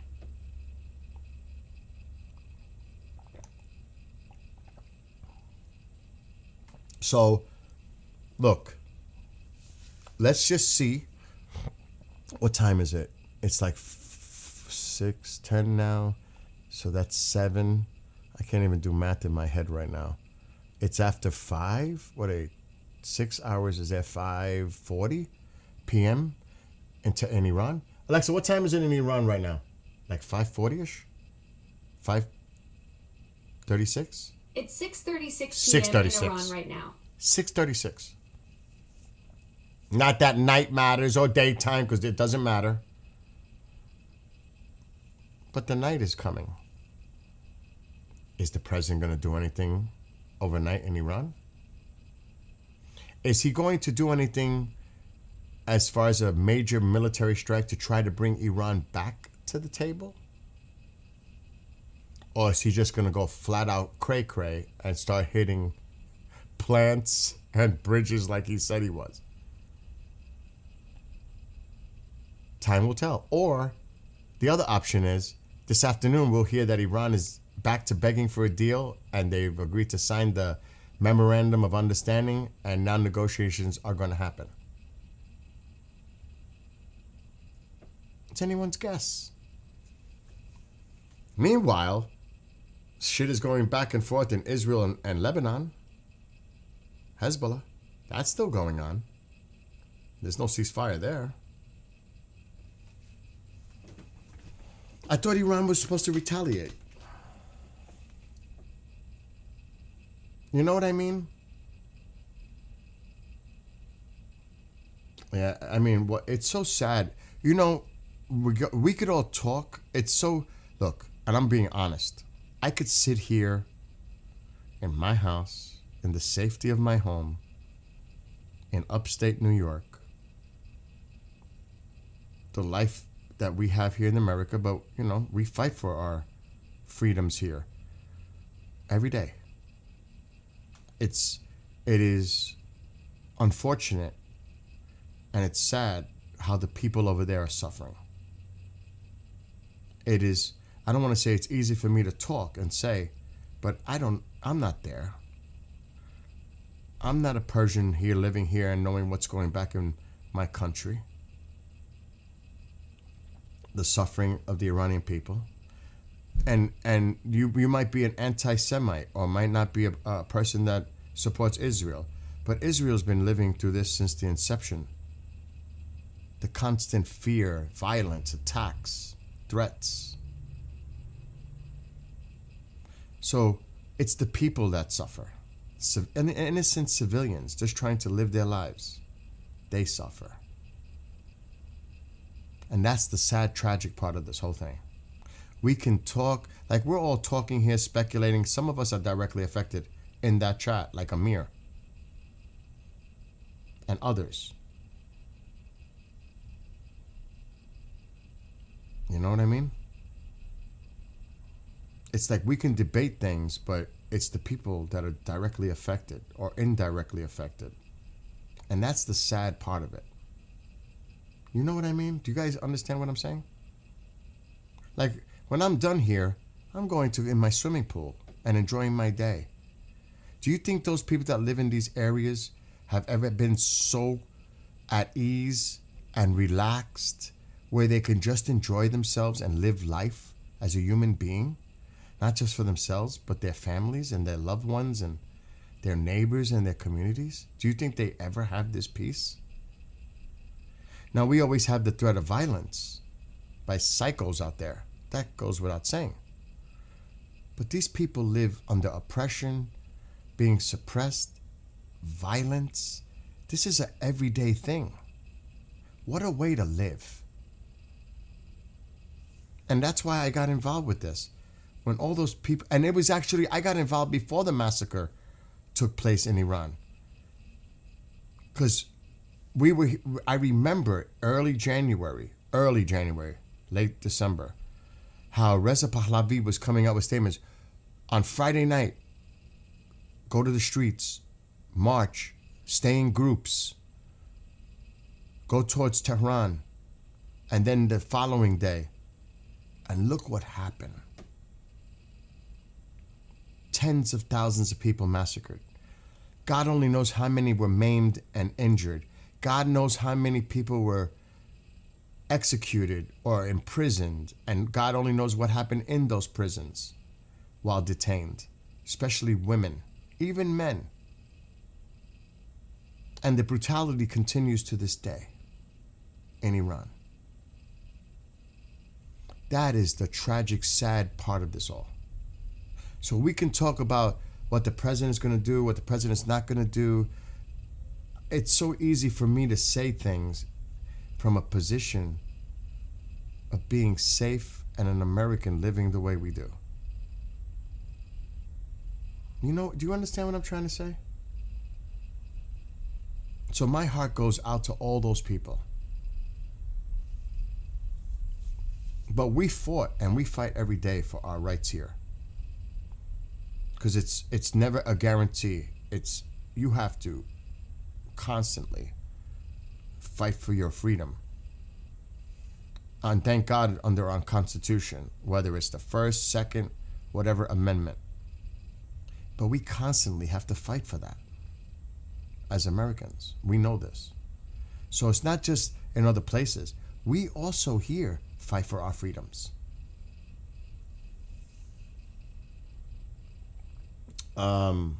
Tonight is infrastructure night. See, I'm not laughing because it's serious. God bless the Iranian people. I agree. The ceasefire made when USA had all the cards. Yes, the regime carrying from the break, but it's still a mess.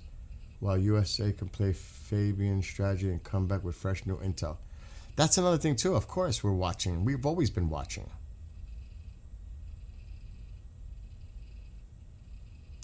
No worries about the typos, Amir. Don't worry about that. Like the school children who got double tapped in Iran, they were trying to live their life. Okay, Ghost City. Prior imagery from that location says otherwise that was going on in that school. Now, I don't know if it was bad intel, but there was other activities going on over there at that location. And you know what? The sad part about war is sometimes shit happens and people die. Innocent people. It's so sad and tragic, but that is the sad part of war. Do you think by Iran targeting civilian, not military locations, not strategic locations, populated civilian areas, that's okay? That's what they do on the normal. Targeting Iran, Israeli populated areas like Tel Aviv, Haifa, other places. They're targeting civilians without even trying to cover it up. So when an accident happens and it's so tragic and they have to own up to it, when a school with children are hit, of course it's disgusting, it's deplorable. But when you have another regime targeting innocent people as a norm, what about that? They target innocent populated areas. Wherever they hit, they hit. It's one thing if they went after Israel's military infrastructure or military's whatever. Israel's military. But they target populated fucking areas. Hoping to cause as much death and destruction in populated areas. Could you imagine if we did that in Iran? And what does Iran do? What's their playbook? And it has been historically with their proxies. Use schools, hospitals, mosques, other places, populated areas to store their weapons. Because they know they're going to create that outrage when innocent people lose their lives, but they're putting those innocent people lives at risk by doing that. Human shields didn't just come up out of nowhere. This has been the playbook for decades.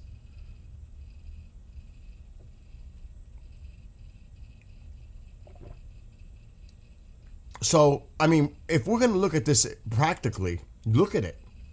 This is part of what they do.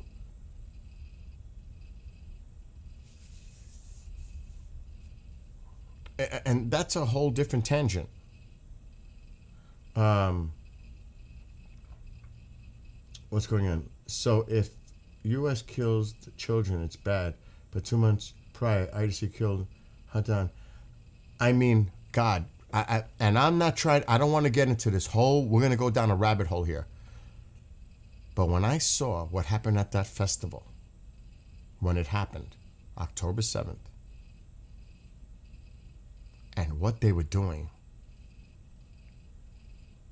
even, and when they entered the villages, and were just taking, you know how many, oh my God. Then one mission was to cause as much death and destruction to anyone, children, women, men. That's okay? Is that okay? What happened on October 7th? And this has nothing to do if you're pro-Israel, anti-Israel. I'm talking about as human beings. on the human being level. That was unbelievable to see that. Unfucking bearable to see that. And again, we can say, I could flip it and say, what about all the innocent people in Gaza? Gaza is comprised of almost 50% children in the population. Who's suffering in Gaza right now? The children. I think it's 40% of the population of Gaza, of Gazans, are children. The same could be said there. The human condition, the human suffering. Bottom line, forget about the politics. It's those people that are getting affected. Innocent people. Take the politics out of it. Just look at the human condition. Alexa, how many children make up the Gaza population? Children make up about 47% of Gaza's population, with approximately 1.09 million children under 18 as of late 2025. However, the ongoing conflict has significantly impacted this demographic, with thousands of children affected by displacement, injury, and loss. What about that? So the same way, What about what's Alexa, specific? stop. So the same way we could talk about a school in Iran, October 7th, Gaza. Exactly. Alexa, We can discuss stop. School. Alexa, stop. It's what my point is. Innocent people suffer. And we have to end the suffering somehow, some way. But the dominoes are all put in place. If it wasn't for a resistance, the axis that Iran has with its proxies, could you envision, let's just try to think hypothetically, if Hamas doesn't exist in Gaza, what would the condition be for the Palestinians living there? I don't know. It's impossible to predict. Would they be able to live side by side with Israelis in peace? I honestly believe so. But when you had that element of Hamas there, and their goal is to destroy Israel, because that they're working for the Iranians, they're their proxy, and Iran's goal is to destroy Israel. And they're a proxy, such as Hezbollah or the Houthis. What do you do? It's been going on forever since this all began. They will never identify, or they're the occupiers. How many times have you heard that? An occupied Palestine. How many times have you heard that phrase? The occupiers. That's how they view Israelis, as occupiers of Palestinian land. They will never, ever recognize Israel as a state because they look at them as occupiers. So you could look at this in so many different ways, and I'm just giving you little bits, but this is a very complicated situation. It really is, depending on your point of view. It's not, I mean, this is really bad for so many people. All right. I'm going to read now your comments because I just went off on my crazy rants.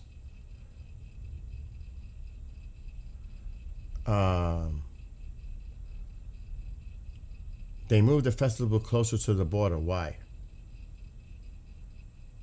Why? So that was supposed to antagonize. Israeli intelligence knew that this was being. It seems like this was coming. It doesn't matter why. The point is, it was done by Hamas terrorists that went in there and did what they did. You cannot make excuses by why this happened or why. The point is, they did.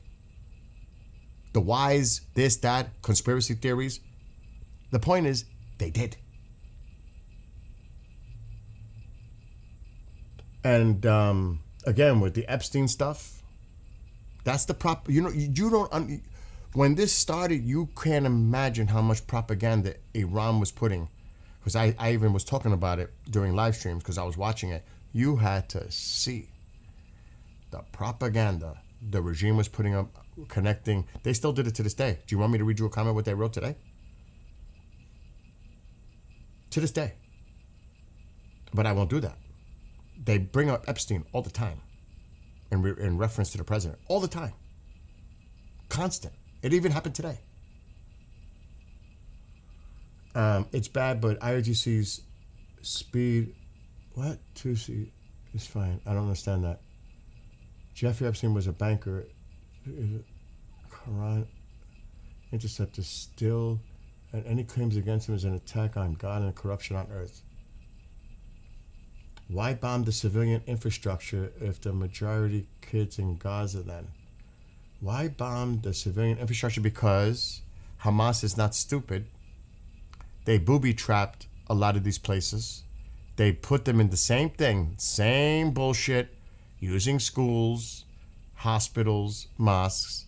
You think Israel's going to jeopardize their troops on booby-trapped locations? They'll say, screw it, we'll just bomb it. I hate to say it, but that's... Look at all the tunnels underground connecting to homes and other locations.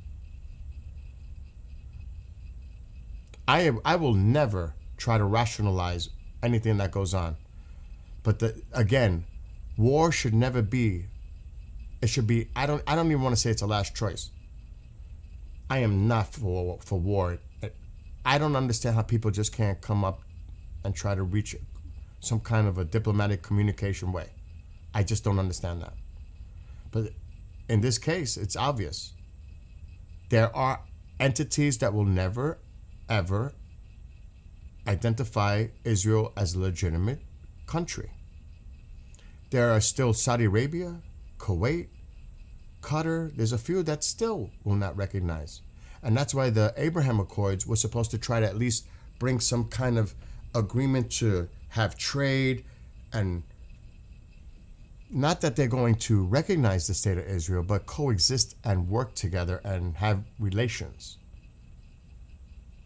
But there are countries that will never want to identify Israel as legitimate. They will not call it a legitimate state. Alexa, what Arab countries do not recognize the state of Israel? As of February 2026, 15 Arab League members don't recognize Israel. Algeria, Comoros, Djibouti, Iraq, Kuwait, Lebanon, Libya, Oman, Qatar, Saudi Arabia, Somalia, Sudan, Syria, Tunisia, and Yemen. That's one hell of something that you got to overcome, and that was the hope of the Abraham Accords. They all don't Absolutely. The Abraham Accords aim to break that cycle by normalizing relations between Israel and Arab states, hoping economic cooperation and shared security concerns about Iran could build bridges and eventually create momentum for broader Middle East peace, including the Palestinian issue. Alexa, stop. See? So that was actually something that could have provided at least some stepping stone to relations. And if you notice, the timing, when the Saudis were just getting involved with the Abraham Accord, October 7th happens. Remember that. The timing. The Saudis were involved in the Abraham Accords. They were going to create relationships with Israel. Then October. Look at the timing. Coincidence? That seems to me more of a rational way to look at it than anything else. Again, you can analyze this and go deep into it. There's a lot going on. I'd rather not go into the conspiracies, but the things that were actually going on at the time or now or whatever. I'm just saying. Let me keep reading because I know I'm way behind what you guys are saying. Because that's where the idiots hide and bomb from. Yes, Mad Million. Yes, that's what they do. It's the playbook. Palestine also has the highest number of childhood. I know. Oh my God. It's not easy. It's not something I cringe when I watch. If you don't get emotional watching what's going on, something's wrong with you. And as a human being, period. As a human being. And you can't tell them that they can't have kids. But then the kids are indoctrinated at an early age. Did you see some of the videos? Hamas. And even in Iran. Little kids with weapons. And this has been going on for decades in the Middle East. This is not new. The indoctrination of hate. They're the enemy from very young age. Epstein was way more powerful than the person he had contact with, the Royals and Rothschilds. He was the ringleader with a lot of people with money. There are a lot of people. That web goes vast globally. We'll leave it at that. If IRGC backs terror groups around the world, it's called defense. It's called the resistance. Actually, the axis of resistance. You know that, Sean. The proxies are the axis of resistance against Israel. The occupiers. You know that. Alexa thinks she's part of the conversation. IRGC hasn't started dozens of wars since... Oh no, they're just the ones responsible for paying the proxies to do it for them. They don't get their hands dirty. They have others do the dirty work for them. And you don't think IRGC commanders aren't in Syria or Lebanon or in other locations? They're on the ground in these places? No?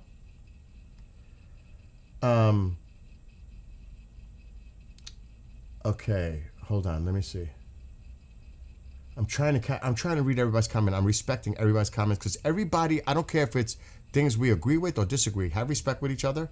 Everybody has a voice, whether we agree or disagree.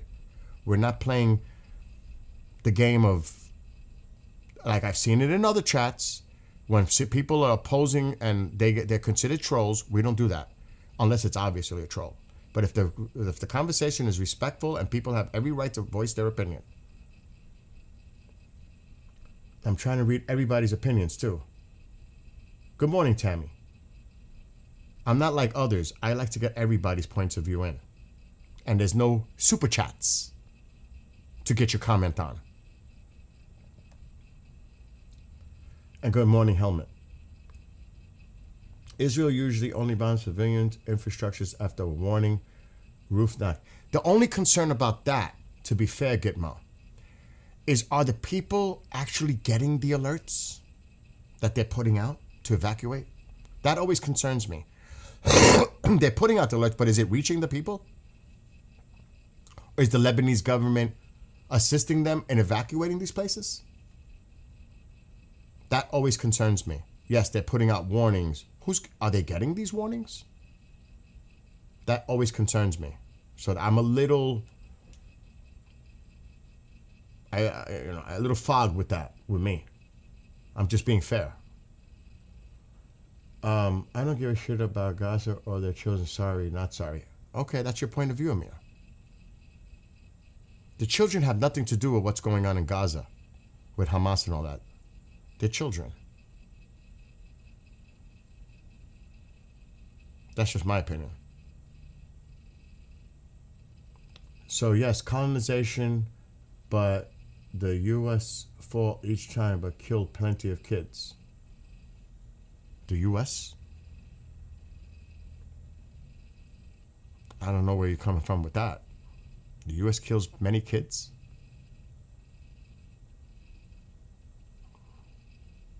I can go back to what happened in Lebanon. Do you realize how much harm? And you could say that the United States, I'm one of those people. I never thought the United States should be a police for the world. And there's a lot of people probably that in this country that feel the same way and think the same way. We shouldn't be the policemen of the world. That's another way to look at it, going based on what you're saying, Ghost. You don't delete his messages, Amir. Don't. He has a right to speak what he's saying. He's making points. Now I can't read what else he wrote. Their views are irrelevant. They are terrorists. The kids are terrorists? The kids are terrorists? That's stereotyping. That's labeling everyone the same. You think every kid in Gaza is a terrorist? I won't go that far, Amir. And like anything else, even in this country, the parents have a lot to do with it. It's how they're brought up and raised, and the influences. The parents are the ones held accountable for what happens a lot of the time. Even as crazy as this is way off topic, but this whole transgender thing in the United States, where kids are doing things as kids, and the parents are involved in this is crazy. That should not be allowed. I would even say until they're 21 years old, there should be no such thing. They don't know what the hell they want in their lives. When they're adults, they can make their own decisions, what they want to do. But no. So again, even here in this country, I'm just using that as an example. And I'm sure many Americans feel the same way as I do on that. IRGC would have started wars if they could, and that's why U.S. is trying to defend. Look, the United States is trying. Okay. From the United States' point of interest, there's a lot here. People just don't realize it. Economically, everybody will say, just like they did with Iraq, oil. Right? Oil interest. Yes? Do you realize what investments the United States can make with Iran in the partnership? Gas, oil, rare earth, rebuilding Iran. Our companies go in to help rebuild Iran, to modernize Iran, the tourism, the businesses that are going to...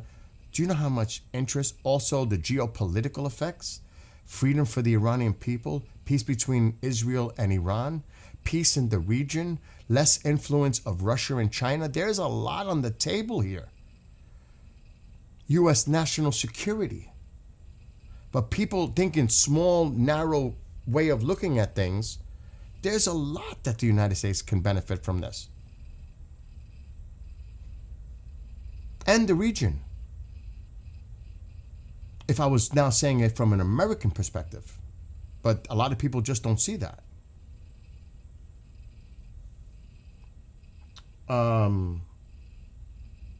If Nazi Germany called USA German territory, if Nazi Germany called USA German territory occupiers, how serious it should have been taken?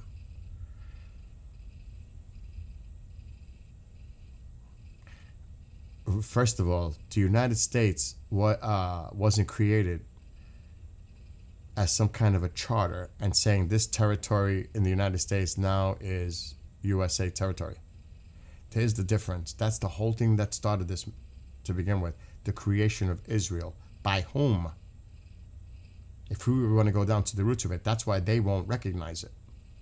Who says that this is now the state of Israel? Who decided that?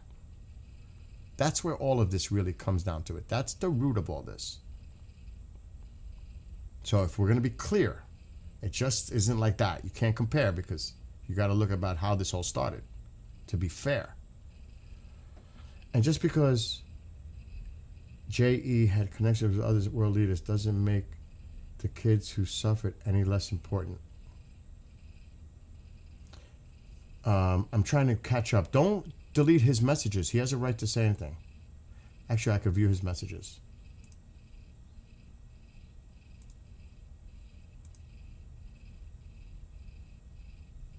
Iran is not geographically centrally positioned for nothing.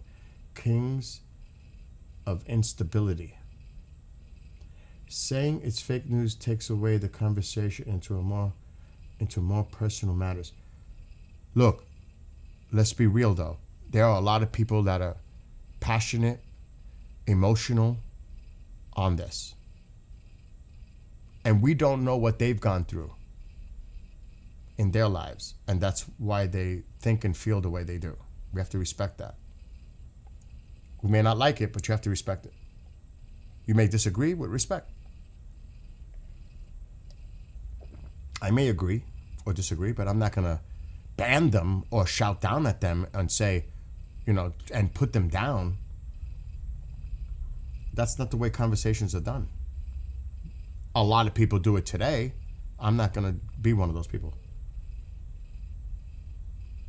I'm sure a lot of people disagree with what I have to say, but it's just my opinion. Like, they have opinions. Everybody has an opinion. That's what makes this country so great. We can speak our minds, at least so far, to an extent. Look at the UK. If you want to stop this craziness, then you have to start with the Muslim Brotherhood. Well, anything, you have to remember, where does it come from, though? Where does it all begin? Even ISIS was recruiting Americans, Canadians, mercenaries, went over and became ISIS members. It's the influence. It's the indoctrination. They might even offer money. These are people that are manipulated, talking. So, again, got to go to the source, where it's coming from. That's putting out all this stuff and is influencing people. Even if we don't agree with each other, let's keep it respectful, yeah. Almost all of them not recognize... Wait. I'm just trying to read all your comments.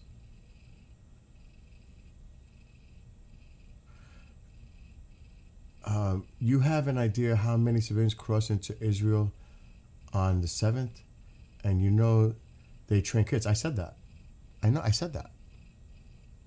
I know. I mentioned that, Amir. I did. That's true that Amir said, but that, for example, maybe he is Iranian or from a country that has nothing to do with this conflict. Again, we cannot start trying to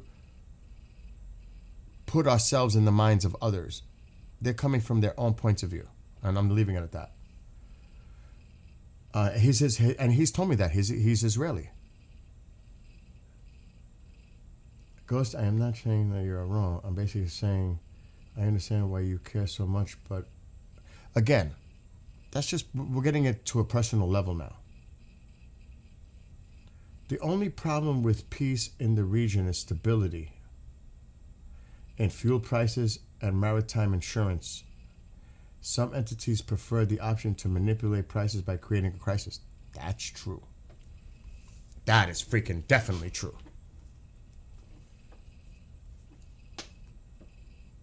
That's true. And you know it always comes down to freaking money. Once again, about Gaza, I blame everyone. It's either they are part of the solution or part of the problem. And they chose very clearly. Again,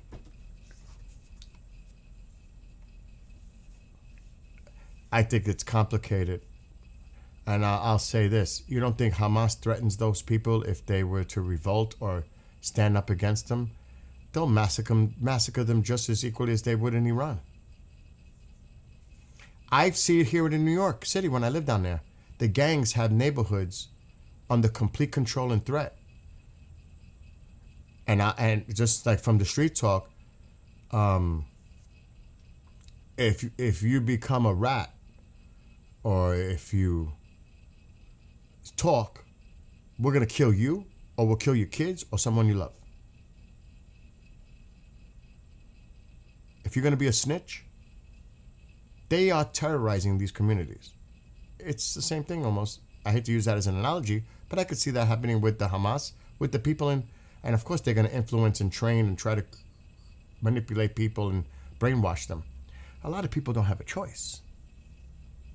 They live under that threat, that fear. I've seen it personally in New York City with gangs in these communities in the South Bronx. You speak, you snitch, we'll come after you, or we'll come after someone you love. You talk to the police, we even see you talking to the police. It's easier said than done. The reality of the situation is totally different from just saying, it's so easy to say, oh, I blame all of them because they could do something different. It's a little different on the ground. I witnessed that shit in New York City. I'm just saying, as an analogy. And that's why I get crazy when these, and I'm being honest, when these liberal mayors and everything don't want the United States federal government. They did it here, thank God, under President Trump's first administration. And I wrote him. I have the letter. And they wrote back.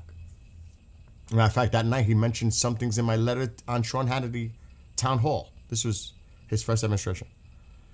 They came in here with ICE, FBI, ATF, state, local. They came in here and they took out the gangbangers to my south, MS-13, all of them. They got them. They cleaned up that neighborhood. But a lot of places in these liberal cities, you know what they'll say? You're targeting the minority community. No, that's where the crime exists. That's where these people are suffering and they're crying out for help, but they can't say anything because they live under the fear of these gangbangers. And that's why I'm saying it's easier said than done because it happens here. Not the same, but there are similarities. And I'm all for them to go into these neighborhoods and clean it up and let these people live in peace and safety. I'm going to go on. I like to talk to them. I know that. Give them what they need. Teach them. Make peace happen one day. They don't want any of it. I understand the frustration of trying to create relations. It's not easy. It's not. Because there's always going to be somebody, like somebody made a reference to what's going on with the oil prices and everything. There's always going to be the element that does not want to see that succeed. That's the problem. They'll do anything to prevent that from happening. That's the sad part of it too. All right, let me keep going. At the same time,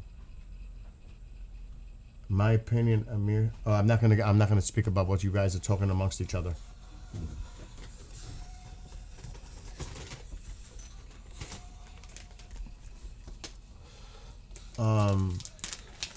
They want Islamic supremacy. It is a global movement to control.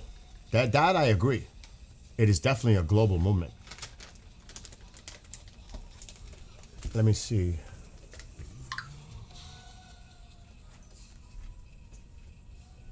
I get it. I do get that. It's happening here in the United States. In certain cities and areas. Oh yeah. They want to do Sharia law. In some communities. Is that crazy? In the United States. Sorry if you mention all, and if you don't, if you know all, explain my point. Since you said about the kids, I understand, Amir. I get it. I do understand. And as an Israeli, I can't imagine what it's like to live there under these conditions. And it's been going on since birth, and before you, and before them. This is not something new. So I feel for you. I do. That's why I would like to see peace in the region. Again, all of this ends if Iran falls, proxies fall, the dominoes start to happen, peace is established between Iran and Israel, proxies evaporate, and all this comes down. At least that's the hope. Some people say, nah, that won't happen. It's better than what's going on right now. At least it's hope. It's a lot better than what's going on right now. I hope to see that happen. Is the emergency speech at 5:30 Eastern true? I did not say anything about it, Greg. I have to pay attention to what's going on Telegram, but I'm trying to get to everybody's comments. What's up, Marco? They never extradite.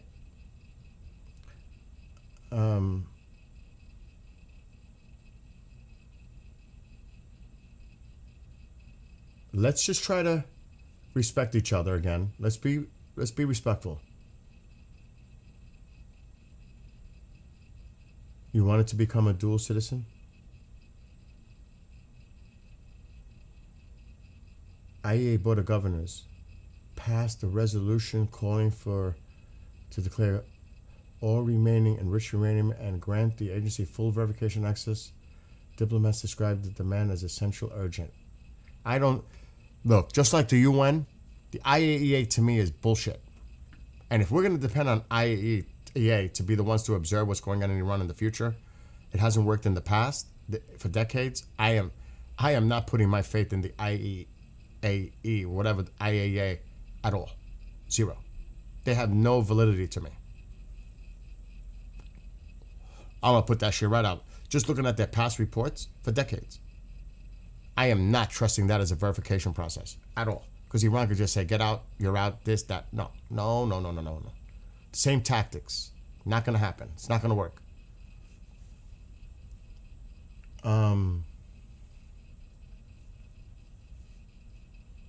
Well, you got to remember, there are people that support the regime. They're benefiting from the regime. They support the ideology. They support the regime. That's just like I support what the United States does. There's people out there that support their perspective. They support the regime. They'll criticize us. We criticize them. That's normal. That goes with the territory.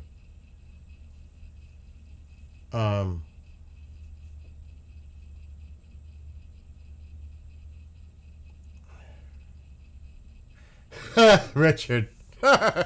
Meltdowns. It's just that there are passionate people, Iranians, Israelis.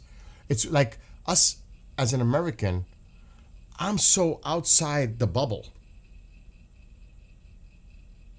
They've been dealing with this since birth, pretty much. It depends how old they are. This has been going on all their lives.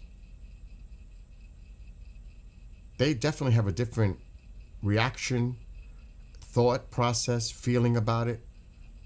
Because this is a life experience for them. So it's hard for me to even try to identify with it. Because I've never lived that lifestyle. I've never gone through that. So I'm very naive to even say anything. Because I never experienced it. It's so easy to talk about it, but unless you have lived it yourself, like they have, some of them, I'm assuming, it's different. Like, who the hell are you to tell me what's going on when you haven't even been here? Not even for 1 minute. And that's fair. That is fair.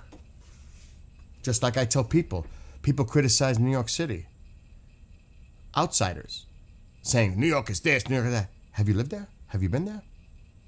I lived there almost half my life. What are you talking about? Crime was crazy worse in the 70s. It was insane on the Koch. Insane. Or Dinkins. And it progressively got better and better. Crime is not at its all-time high in New York City. It's at one of its lows right now compared to the past. But you would think crime in New York City is at its all-time high. That's false. Same thing. Unless you lived there, like I did. Marco lived in Jersey. He knows how bad the city was in the 70s and 80s. He's in chat right now. We know how bad it was. Go watch Fort Apache, the Bronx with Paul Newman. That's true. All those burnt out buildings, abandoned and everything. That's the way it looked. Do you know what the South Bronx looks like now? It's all developed. It's all big money. They pushed the poor people out. They took it over because they ran out of room in Manhattan. So now they're taking the South Bronx over for development.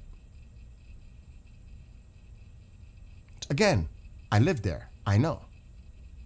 I haven't lived there in 20 years, but I go down there occasionally.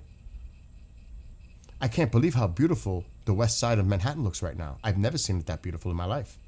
It's unbelievable what they did on the west side. It's amazing. So again, I can speak from my own personal experience. So can they, to be fair. Do you understand what I'm saying? We have to be, objective and fair. In your opinion, does the U.S. go in this time with no recourse and take everything out with all military strikes? No. And rabbit holes, hidden arsenal taken out? That would not be my main objective. My main objective is opening up that strait and taking that card away from Iran, while Israel goes after the leadership of the regime. And I'm talking about everybody. Everybody you hear about. That's what I would do. If it falls, you could deal with the other things later. But you're going to have to, if they fire missiles, obviously, and drones, you take out those locations in defensive posture. But the strait must get secured and open. Take that card away from Iran, everything changes. While Israel, with the Mossad, which is one of top class intelligence, just saying, whether you like them or not, they go after the leadership with the support of our intelligence. Like they did with the first mouse. He was gone within, an hour? That was U.S. intelligence. It was Israeli strikes, but it was our intelligence that helped them. That's what I would do. We may have to do limited special ops, boots on the ground along the coastal areas around the strait to secure it. That's all I'm concentrating on. Is the strait. Take the card away from Iran. They're done. That's all they have. Negotiation. Think about what Iran is holding right now. 2 cards. The strait and the deal itself. Take that away from them. There is no deal if you take back the strait because the deal becomes irrelevant. One takes care of the other. That's just me. That's what I would do. That's what I would have done that from day one. All right. No meltdowns. Bad. I remember the bad. You see, he knows about New York City. He remembers. Fort Apache, been there, remember that. Insane, like Road Warrior movie. Yes. Even the movie they made, Escape from New York. Because it was so bad back then. Then they did LA. And they didn't even need special movie props. Because it looked like that, really. They didn't even have to do a studio setup somewhere and create the look and the effect of it. It was for real. They had the backdrop. They didn't have to create it. It was real. Was it like Death Wish? Yes, it was. It was crazy. New York City back in the day was crazy. The subways were filthy, disgusting, all graffiti. The city was disgusting in the 70s as a little kid. And I remember the blackout. Now, I lived in a very, believe it or not, in a very secluded area in the Bronx. It was industrial. There was not many homes around it. But I was so happy I didn't live in the city because when the blackout happened, they were looting, they were rioting, they were doing all that shit. So that's not something new. It's been going on for decades. Yeah, see, even he said riding the subways in the 70s, 80s was scary. It was. If you ever watched the movie The Warriors, it kind of... My mother was attacked as a kid by a gang member and she fought back. He tried to do something to my mother on the west side in Manhattan when she was young. So it's not new. Bill, you are a part of the problem. The economy with the Red Bull and apple juice. Oh my God. I needed a good laugh. Who said that? Mark. I needed that laugh. I prayed I never broke down on the Cross Bronx Expressway. Oh my God. Especially at night. I prayed that I never got stuck in the Upper East Side, Marco. Like 125th Street, going down to say 110th, where Central Park starts. I prayed I never got stuck in it. I prayed I never got stuck going to a Yankee game if I took a shortcut through the South Bronx, where one time I'm at a light and they're shooting at each other from both sides of the sidewalk in front of my car. I was so scared to death. I was like, oh my God, this is it. I'm done. I was stopped at the light going to Yankee Stadium because I left my dad's job and I took a shortcut. Instead of taking the Bruckner to get to Yankee Stadium, I decided to take a shortcut to go cut right through the South Bronx because I was running late to the game. I stopped at a light. They're shooting at each other from each corner. Gangbangers shooting in front of my car. I'm like, oh my God, I'm dead. I'm done. I was like 19 years old. So hell yeah. Escape from Tehran. I prayed, yeah, for real. Interceptions over Galilee? Or is it Hezbollah rockets? What's going on? Problem is the ease of spreading nonsense. People used to be influenced by the church and newspapers. And look at social media today. The last 30 years with the internet, yep. Yes. Gitmo, 100%. I worked in the South Bronx for a time in the 80s. Wild. Building overlooked a convent. Dude, if you worked in the South Bronx, then you know. 3rd Avenue. My dad's place was in Hunts Point by the market. It was actually a very famous place, Big Reds. A truck stop. That's how my father started, with a truck stop, 24 hours. Big Reds. Right at the tip across the street from the market. That was my dad's place. I worked there. If you were there, you'd probably see me working there when I was younger.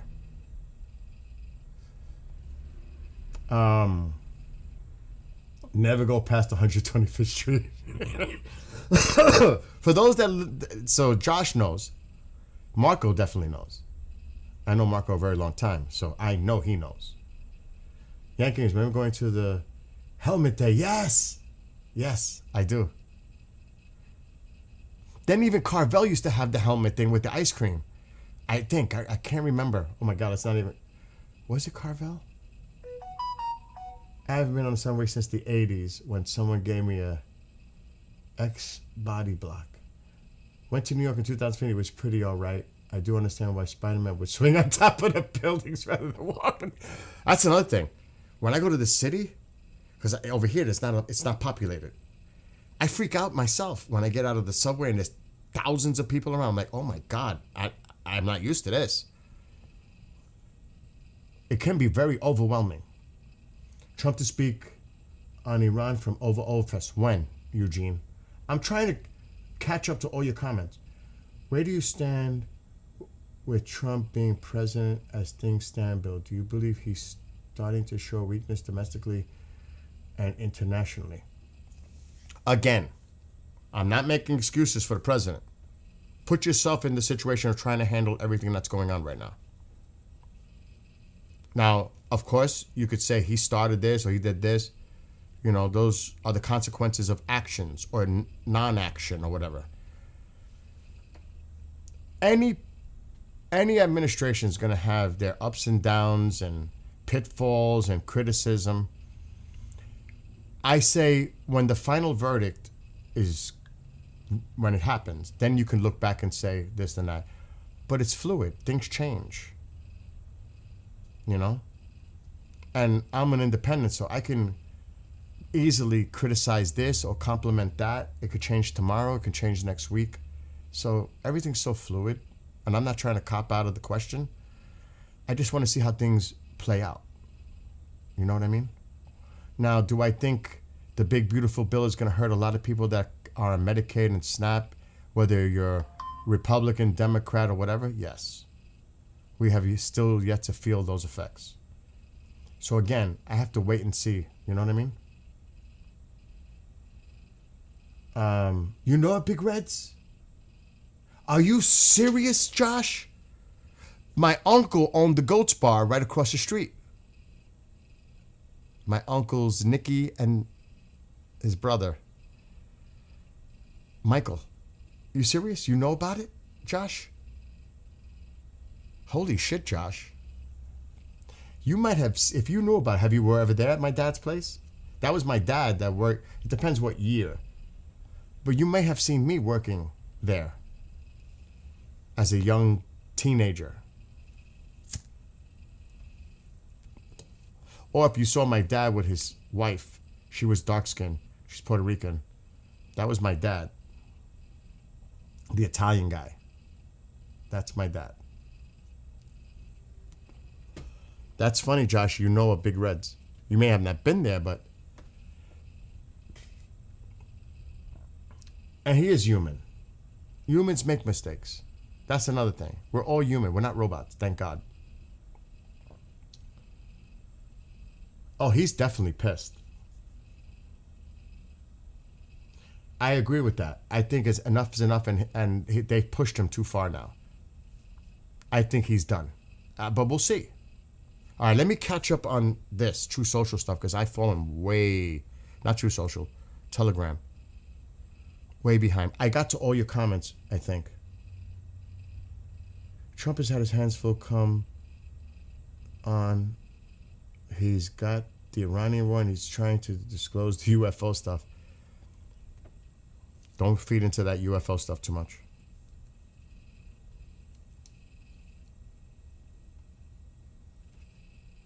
I know what you're saying, though, Rich.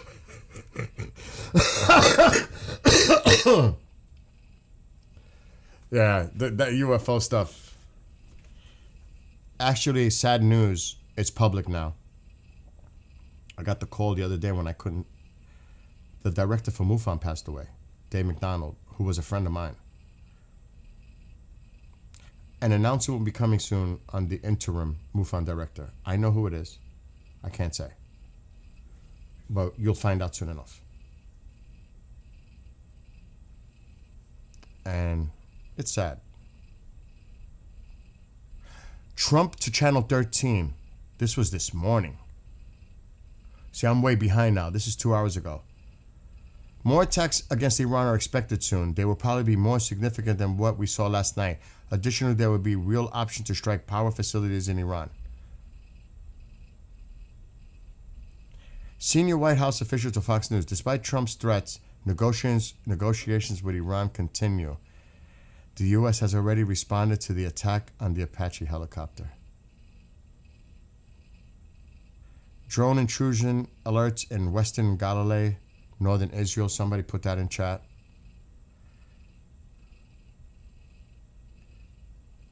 A B-52 Stratofortress has now been located heading into the Mediterranean. That's the one we seen last night. It was going toward the UK. B-52. Oh boy. See, we got to catch up here. It took off actually from Italy. We're catching up now.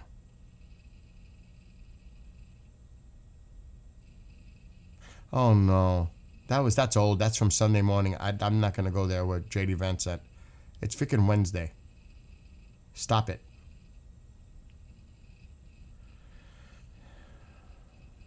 I just saw about the IAEA Board of Governors issuing a resolution against Iran.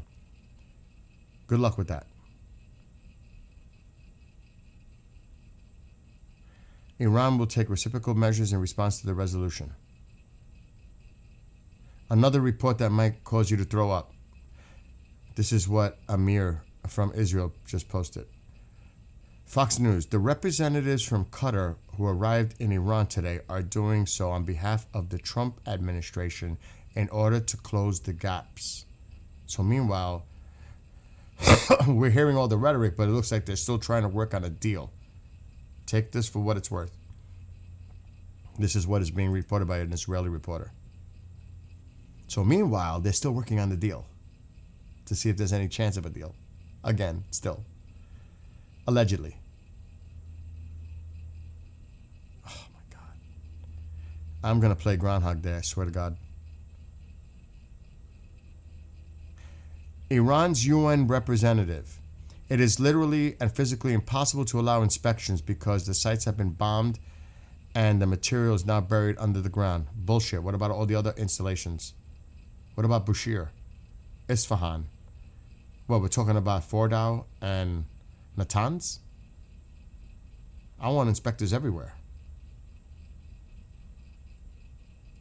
The hypocrisy of this board knows no limits and has shown its lack of professionalism by issuing the resolution, which is political in nature. Bullshit. They've been lying for decades. Bullshit. And I have the IAEA. We've done this many times. I've showed you guys how they did not comply for decades regarding their nuclear program. At every fucking corner, they have not cooperated. So, no. That's just blatant lie. So the Times of Israel an hour and 20 minutes ago put this out. Trump might just be getting tired of Netanyahu, and so might Israel. The U.S. president's musing that Netanyahu might not run for re-election may have been wishful thinking, as a poll shows many Israelis would also welcome a fresh face in charge.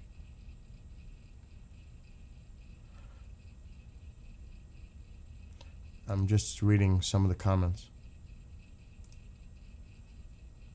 A lot of them repeat what the others say.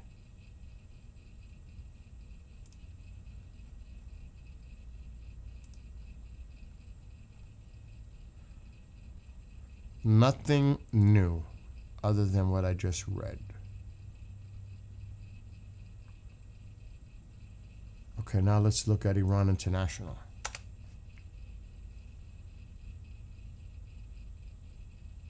Iran's armed forces spokesman said Iran has responded to every threat to U.S. President Donald Trump with a slap in the mouth and would respond more forcefully than before after Trump threatened to target the country's infrastructure.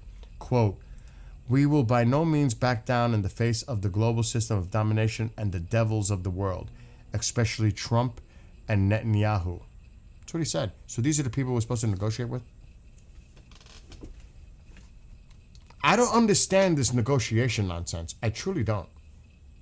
Yeah, it could be all part of a mind game, strategic 4D chess thing. This has to stop. Stop it with the deal. Stop it. Just do what you got to do. Enough of this shit. Done. We are more prepared than before. Spokesman for Iran's Parliament National Security Committee wrote in a brief post on X 10 minutes ago.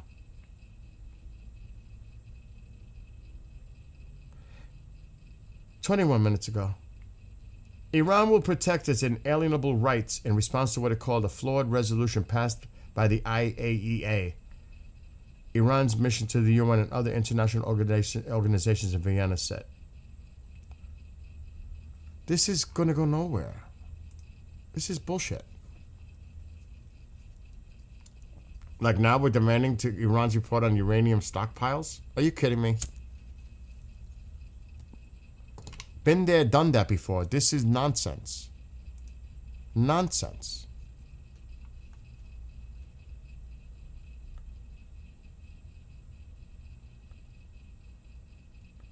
It's on Reuters.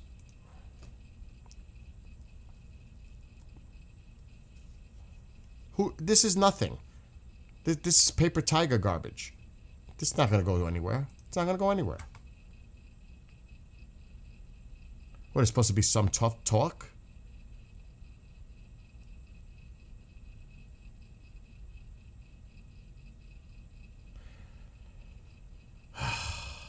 Iranian lawmaker said continued violations of the ceasefire of the United States and Israel will further block the path to negotiations. Tehran is using modern tactics while Donald Trump, the President of the United States, is seeking to return to the negotiation table through traditional and deceptive methods, making the work harder for mediators. A spokesman for the Iranian Parliament's National Security Committee.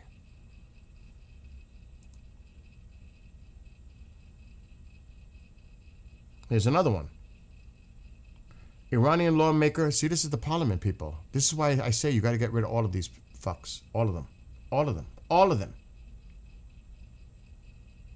Iranian lawmaker says Iran has begun targeting U.S. bases beyond the region, accusing Washington of using them to plan new attacks and claiming that the United States has lost 16 regional bases in the recent war.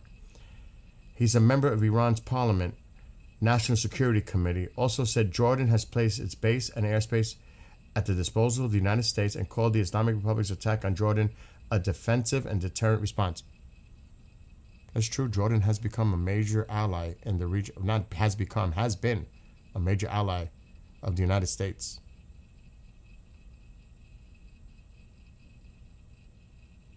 So here we go with their rhetoric from Parliament. It just goes on and on. All of them making their little statements. You know, you go up, there's another one, here's another one. You know, this is what they do. Typical rhetoric. On and on and on and on. Meanwhile, if this is true that they're still trying to negotiate for a deal, I'm going to flip. If a deal is announced, I swear. I don't know. I may have to jump in the pool to cool off. Like here.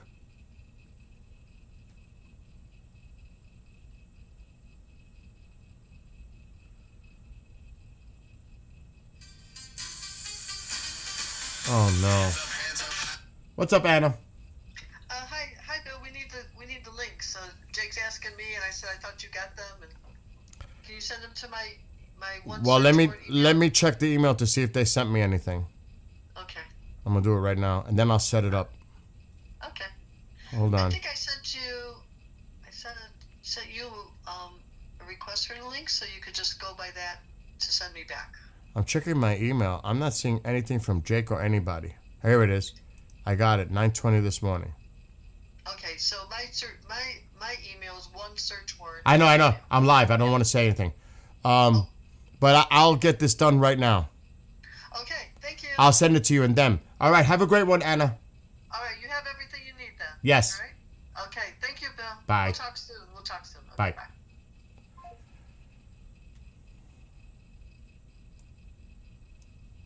I must do this now. It's a favor for a friend. The host passed away from cancer last week, but they're still going to continue with the show. That was devastating when I found out about that. I'm telling you, it's just one thing after another. Then I hear that Dave McDonald passed away. It's been just crazy the last few weeks. People I know passing away. It's been brutal. On a personal level for me. Brutal.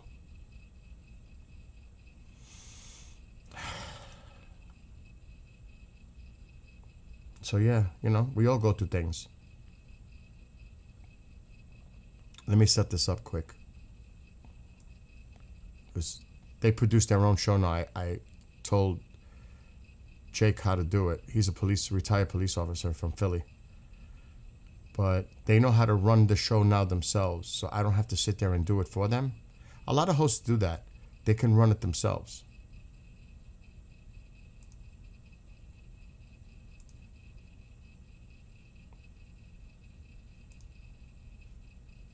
Let me just do this.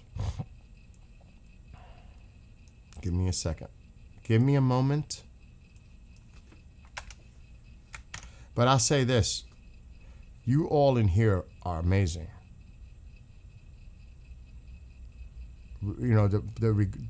Regardless of opinion, you guys keep it real and respectful. Go look at some of the other chats for Tusi and some of the other stuff that goes on. I'm not trying to compare, obviously. But we have a great bunch in here. And I appreciate all of you. And you could tell I'm not doing this for money. If that was the case, oh shit, I just messed this up. Now I gotta do it over.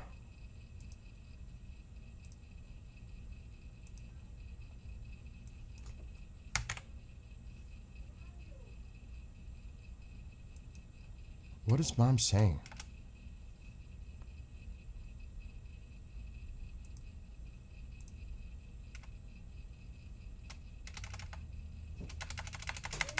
Yeah, Ma. I fed them early this morning. Do not feed them no more. So no. They're going to always appear to be hungry. I gave them a lot of food.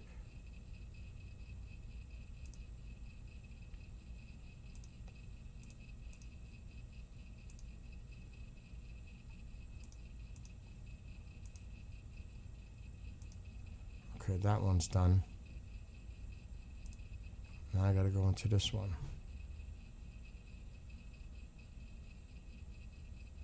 I forget. Like, I have multiple browsers to do multiple things. This is theirs. Okay, live stream.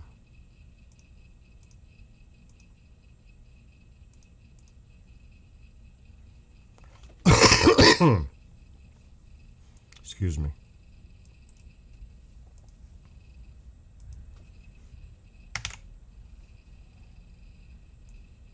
I'm almost done. Then I gotta send them the link.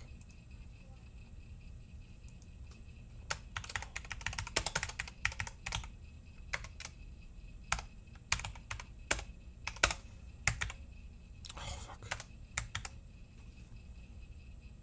Almost done.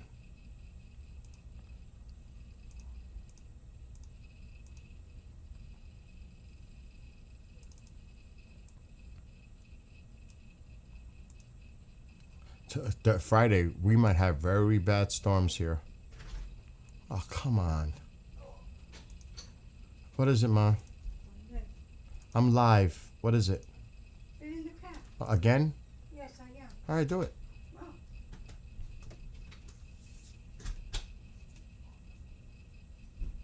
It's early, so I'm not worried about feeding raccoons.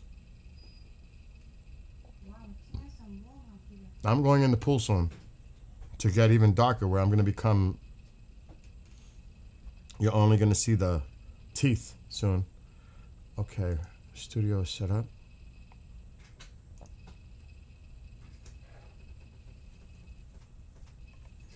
Actually, I'm going to put the umbrella up today. I can't take too much more sun. Okay, let me grab the link. All right, done. Now I got to email them.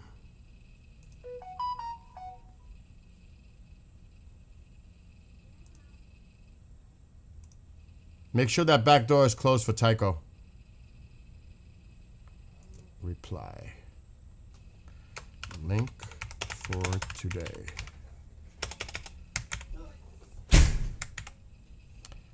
And I also have to email her.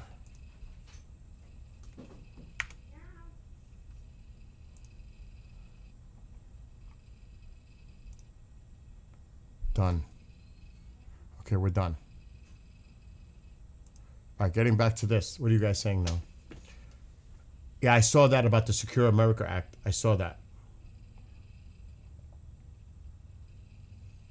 Do you think the IAEA resolution might be part of the negotiations since the U.S. brought it to the UN?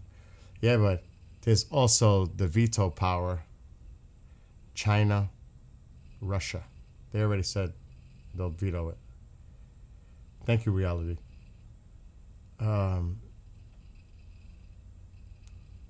I hear you, reality. Well, listen. Let's see how the day goes.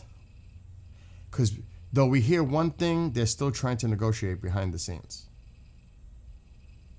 That's why I said, even though we're seeing something now, this afternoon, it could be said where Iran knows that I'm about to strike them and destroy their infrastructure, so they're begging for a deal.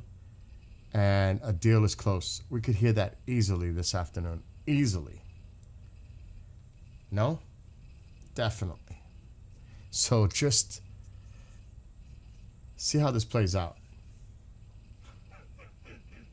See what happens.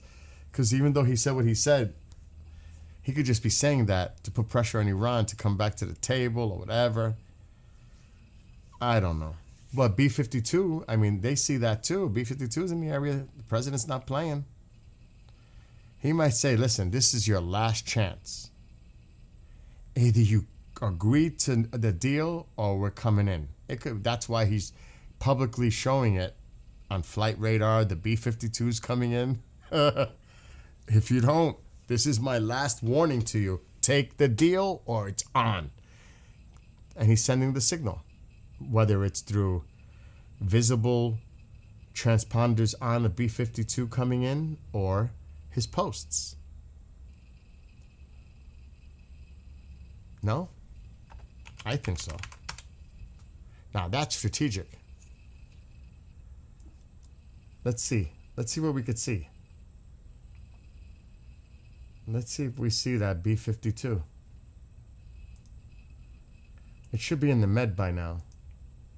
What is this?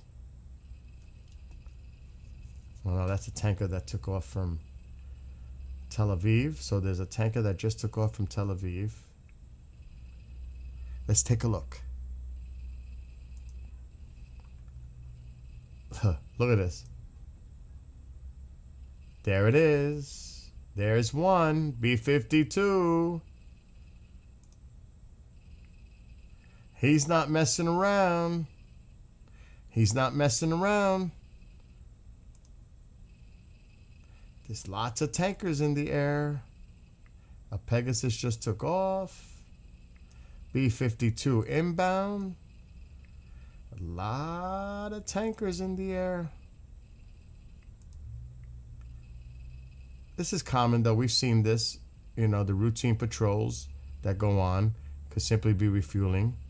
This is common. This is not unusual. But this is a sign. Is it this one? Yes. Look.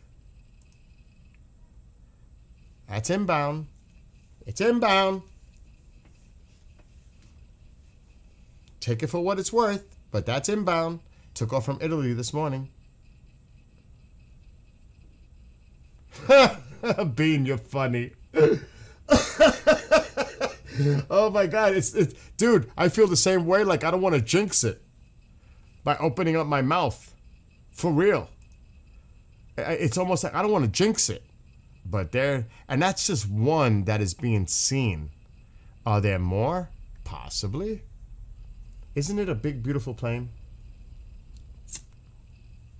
But again, because you know Iran does monitor Flight Radar 24 and other things.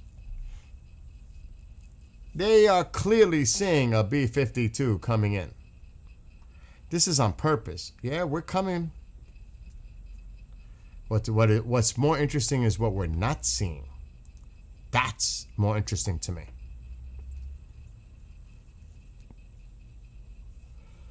Where is this B-52 gonna land?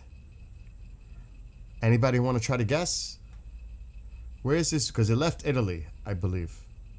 Yeah, it did. Took off from Italy.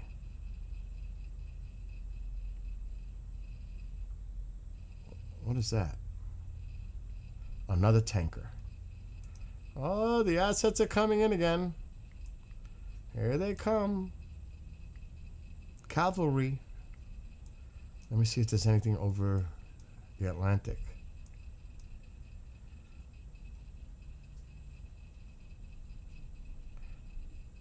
These are coming in.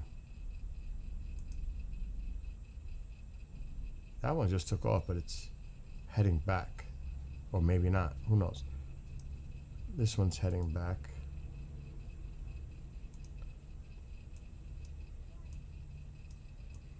But yeah, this is interesting. Wow, there's a lot of activity. I wonder if this has to do with the Houthis. I bet you it does.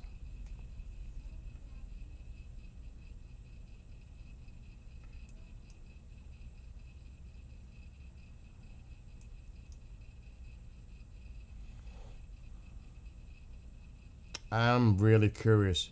Well, so anybody want to guess? Where is this B-52 going to land? It's going to disappear. The transponder is going to get turned off. Where do you think this ends up?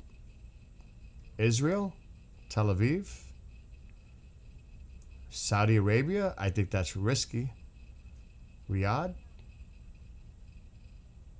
That's the only two places I could see. But I'm thinking more here.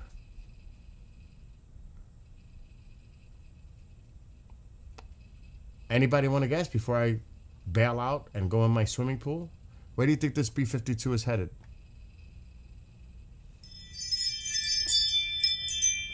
Do you think Prince Sultan? Do you think so? I would say either Tel Aviv. Yes, I agree with both of you. That's the only thing that's logical to me. See, that makes total sense what you both said. That's what I'm thinking. Prince Sultan or Tel Aviv. It's got to be. You're not putting that shit anywhere close. You're going to keep it some distance away from Iran. Could you imagine Iran try to hit? Jordan is possible too. Jordan is possible. That's why I'm making my ring go off.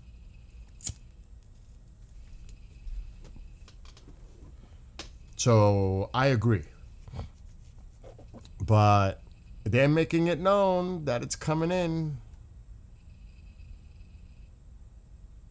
And if there's one, the likelihood is there's more. You're not just going to send one B-52, right?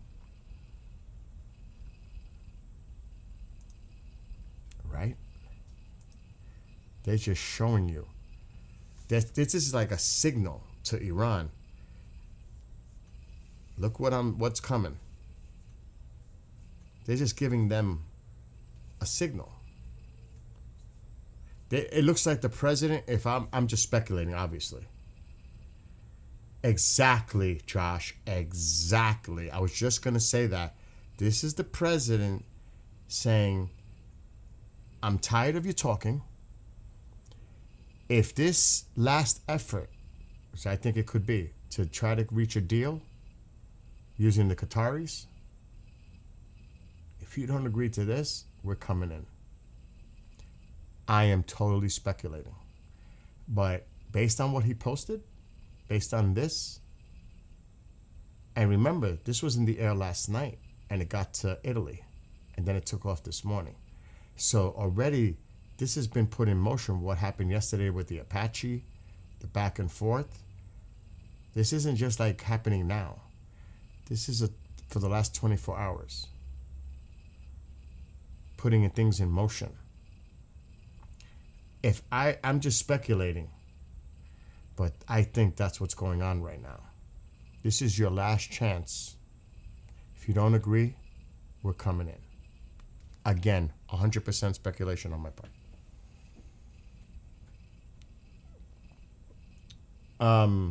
Thank you, Tammy. And if it is loaded, it is quite difficult, dangerous to land, or they will drop their ammo. No. It's definitely scare tactics. Definitely, Richard. Definitely. This is a warning. This is a warning to Iran. See how Iran responds. This is going to be interesting. Is Tusi, any word on Tusi going live? Anyone? You know Armin and Goldie are going live, if not already. And probably Steve will be on later. I'm sure David Hookstead is probably doing something on the Apache, because he's always focused on that aspect of things. Speak the Truth, Matt Tardio. You guys are familiar with the names that are out there that cover this stuff. I have no inside track, same as you. And what does the Mouse Junior think? I don't know what the cardboard mouse. I think the cardboard mouse is hiding in the hole. He hasn't seen light in a long time. God only knows. The next few hours are going to be interesting. Keep an eye on this. Now, I'm planning to watch the Knicks game tonight. But if it's a blowout, okay, transponder just went off. Lost it. Typical.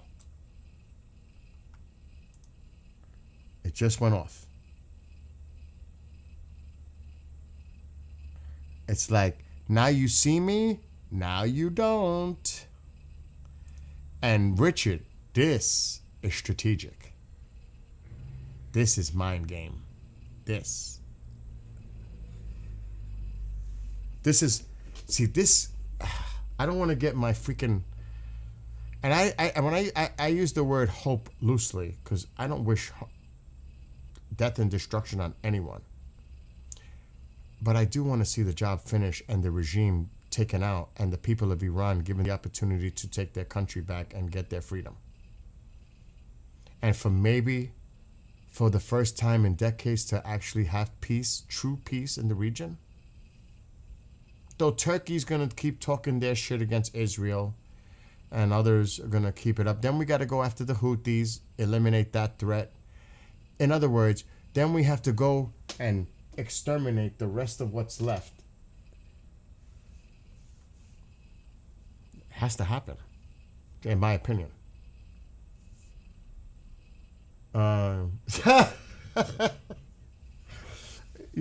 Hookstead's always a day late, but Hookstead is trying to put the information together properly without rushing to it. I mean, really, think about it. He's trying to get as much data as he can before he puts something out there. So he's trying to be as thorough as possible. I'm not trying to make excuses for him, but you got to think about that too. Like if I come on, I'm just going based on what I see. Anything we talk about has to be confirmed. It's all unconfirmed. It's just shit that's being posted. It's fluid. People have to understand that. But if you're going to wait and take time to go into something in detail with credible confirmation, more detail specific, it takes time. It's one thing just to jump on here and just go based on all the information that's coming in, because the majority, if not all of it coming from the regime, is lies, propaganda. Though the media feeds on it, and you have to be clear, unconfirmed. Because it's just shit trying to stick on the wall. And people go with it. They run with it. That it's true. And that's how shit spreads. So we have to be very careful with that. I'm not like I said, if I watch the fourth quarter, if it's close, then I'll watch. The first three quarters, I'm not watching. Could be a blowout by the fourth, either way. I'm not watching the first three. I'm not wasting my time. I'll wait till the fourth. If it's interesting, I'm watching. Too much parliament traveling, bathhouse. Oh my God, you're right about that. Hookstead's wife is a journalist. She sometimes is talking to Trump. So that's a good connect. It's a real good connect. So again, we'll see. Imagining until the military we know nothing, just what's presented. Exactly. And they've been watching carefully since the ceasefire started. Movements, what they're undigging, what they're working on. So you don't think we know exactly if we have to go back to hit what we're going to hit? China drops in Tehran or wherever else. Like we're not monitoring movements and where they're putting them. Of course we are. So they know. They know the military is definitely well prepared. They know exactly what to target.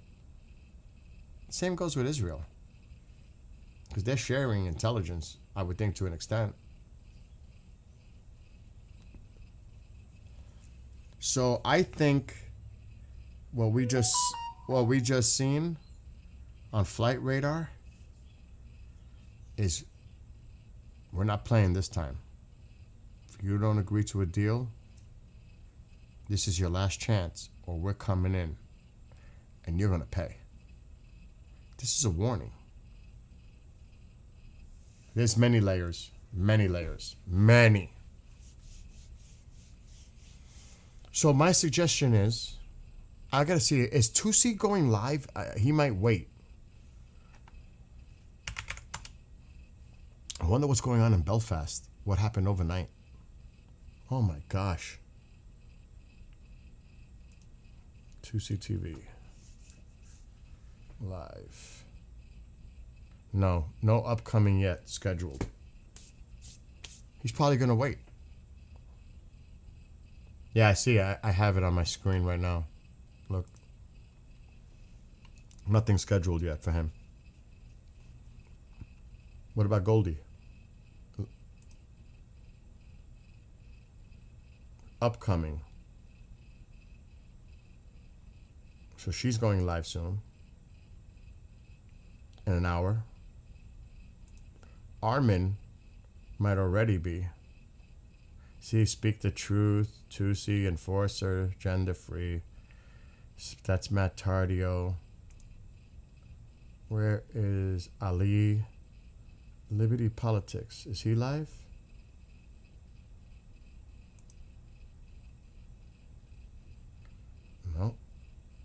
Not yet. Upcoming. So I follow quite a bit, as you can see. Even this one that somebody recommended in chat. He's a reporter for Iran International, I believe. Yeah, I believe so. I even watch this. I try to keep track as many things as I can. You know what I mean? And there's others on there. I'm just not going to go through the whole damn list. Madness here in Ireland.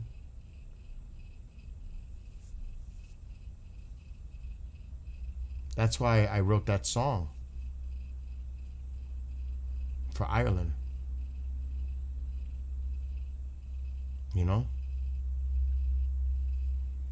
It's madness. It's madness. What's going on? It really is. It's truly. But it's also exposing. That's another thing that's important here too. What's being exposed? The UK, France. And this is all under the UK pretty much jurisdiction, how they control this with what's going on in Ireland, Northern Ireland. I have not been looking too much into what's been going on over there. But it is crazy. And what about that individual in the UK?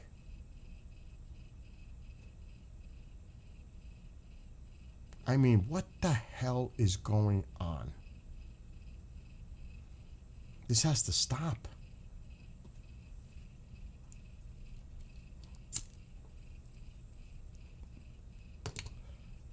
I don't know.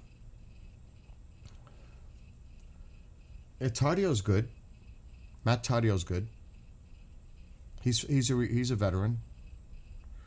I would just say check it out. Speak the truth.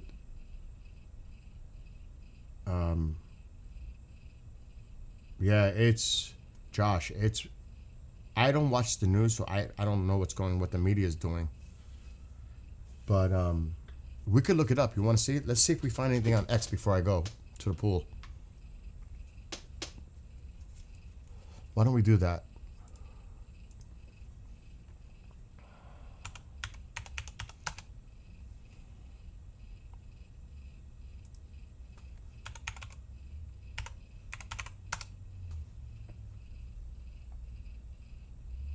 I have that video. I downloaded it. The unedited is unwatchable. It is. My hair is standing. It is bad. It's graphic. It is bad. You can get an idea from the edited version when they brush it over. Oh my God. To see it in its true, it is. It's fucking horrifying.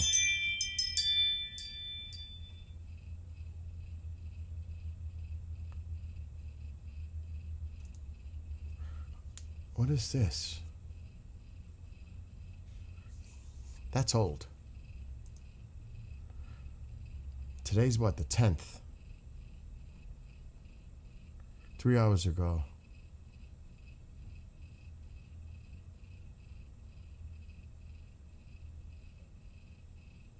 Oh my God, I don't know if this is true. But there seems to be a video.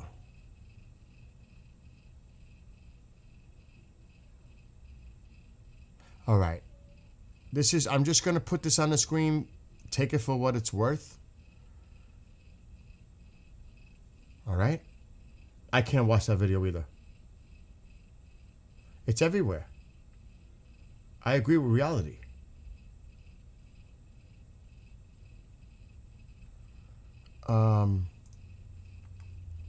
And there's a video associated with this, helping him move in. It has now been revealed that the Belfast man who was nearly beheaded by the African migrant was helping the same man who attacked him move in as the next door neighbor just 4 days before the attack. That's unbelievable. And there's a video showing him assisting him. Now again, take that for what it's worth. All right, I'm going to be very careful here. Look at this. Look at this.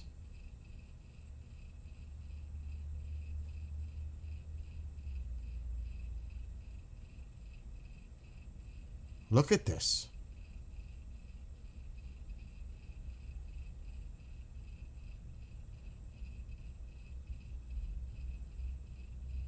And of course now they're gonna and just look at the name.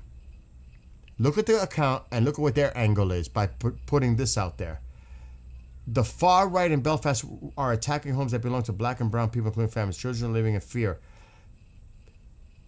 We feel unsafe. Are you fucking kidding me? Are you fucking kidding me? Like, Starmer hasn't been appeasing a group? This is craziness. I'm serious. I can't even look at this. It's going to get me pissed. Right away, they're crying out, look what the... Oh, don't get me started. Starmer, come to our rescue. Protect us. What about protecting the entire fucking country? Everyone. Oh, don't get my blood boiling. Don't get me started on this. Who made me start doing this? Nobody. I did it on my own.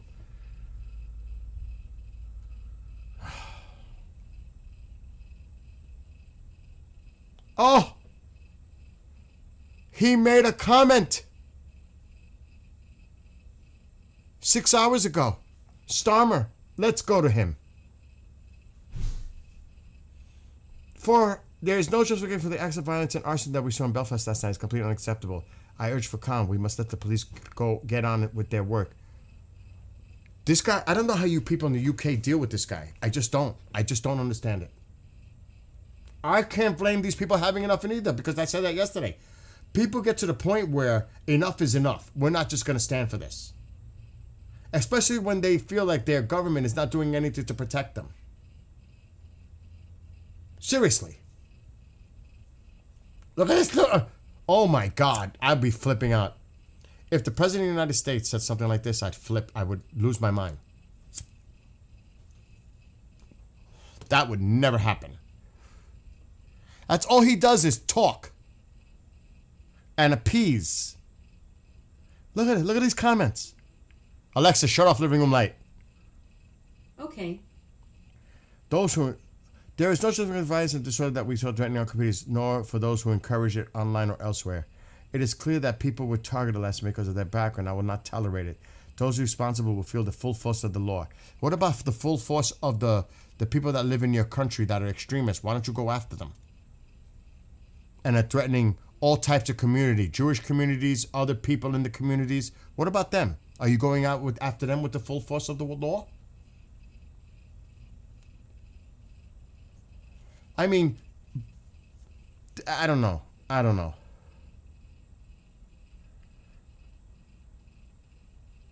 Oh my God. This guy, he's too much. This Starmer is too much. I can't. I hope you vote this guy out.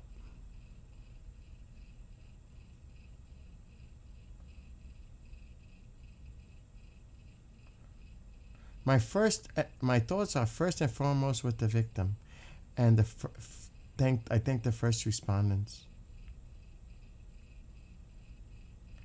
including the members of the public who intervened. I don't know how you folks can deal with this guy. He looks so weak. He has no control over the situation. For real, Spider. I wrote a song on it. The Battle for Britain. I did write a song about it. I wrote a song for Ireland too, in support of the Irish people and the people in the UK. As an American, we can speak freely about it. Unfortunately, you cannot in your own country. How sad is that? How pathetic is that?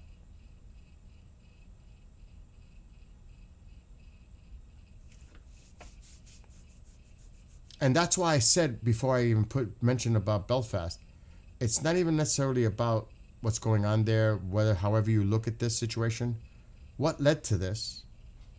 How did this become an issue?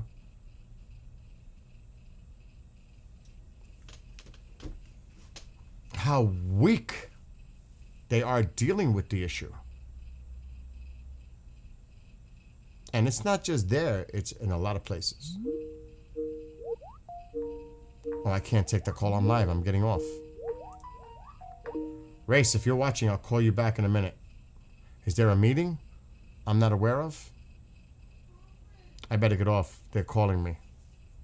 But again, something's got to be done.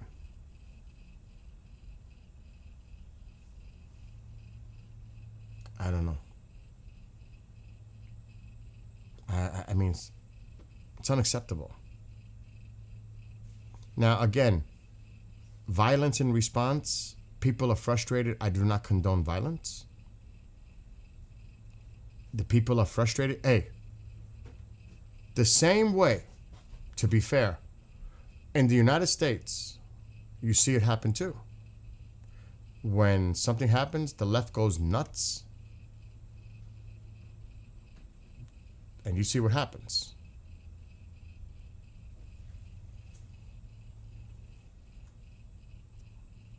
People get pushed to a point. But the problem is when anarchists and other groups get involved to stir it up. And you know what I'm referring to. That's different. Because they take advantage of the situation and they want to cause chaos and destruction. When people are just straight up frustrated, they react. But there are others. I'm not saying this in Belfast. I'm just saying here in the United States. There are elements that exploit it. And they're truly anarchists. Do you know what I'm saying? People can only be pushed so far. They're human beings.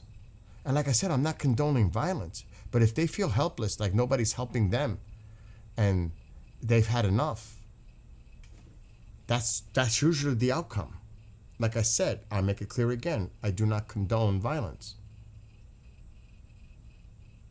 But when you push people, and they feel helpless, like nobody gives a shit, they're going to take it upon themselves. Because they're not getting any help from the outside, from the government or local. They feel helpless. Like, what are you going to do about this? What are you going to do this tomorrow? What did you do last week? Like, is this going to continue? And all you're going to have is condolences? That's the best you can do? I don't know.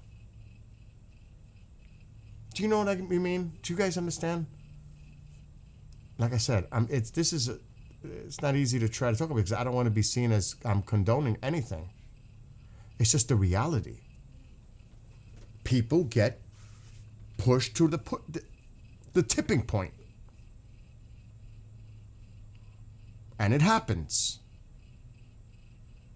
And now you're going to, now instead of the focus becoming the issue at hand, now it becomes the focus of how the people reacted to the situation instead of dealing with the root cause of the problem itself that created the situation.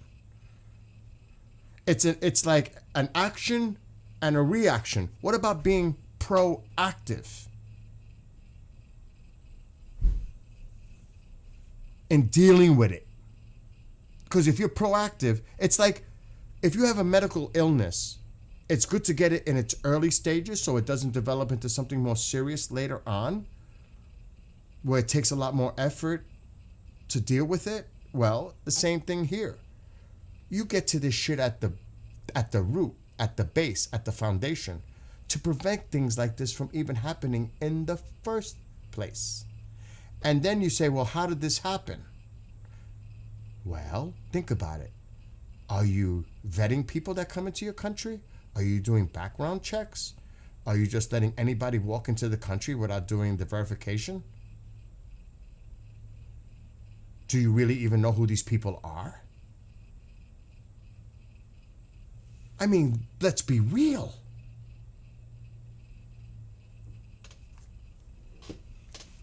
So, like somebody said in the chat earlier, there are layers.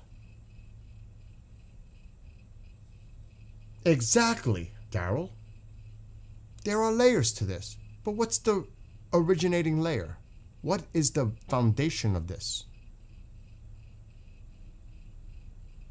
Get to that. Just like I say, the head of the freaking snake is the Iranian regime, with all the support of terrorism around the entire globe. Start there. It's a good start. Then you work your way down and deal with the rest.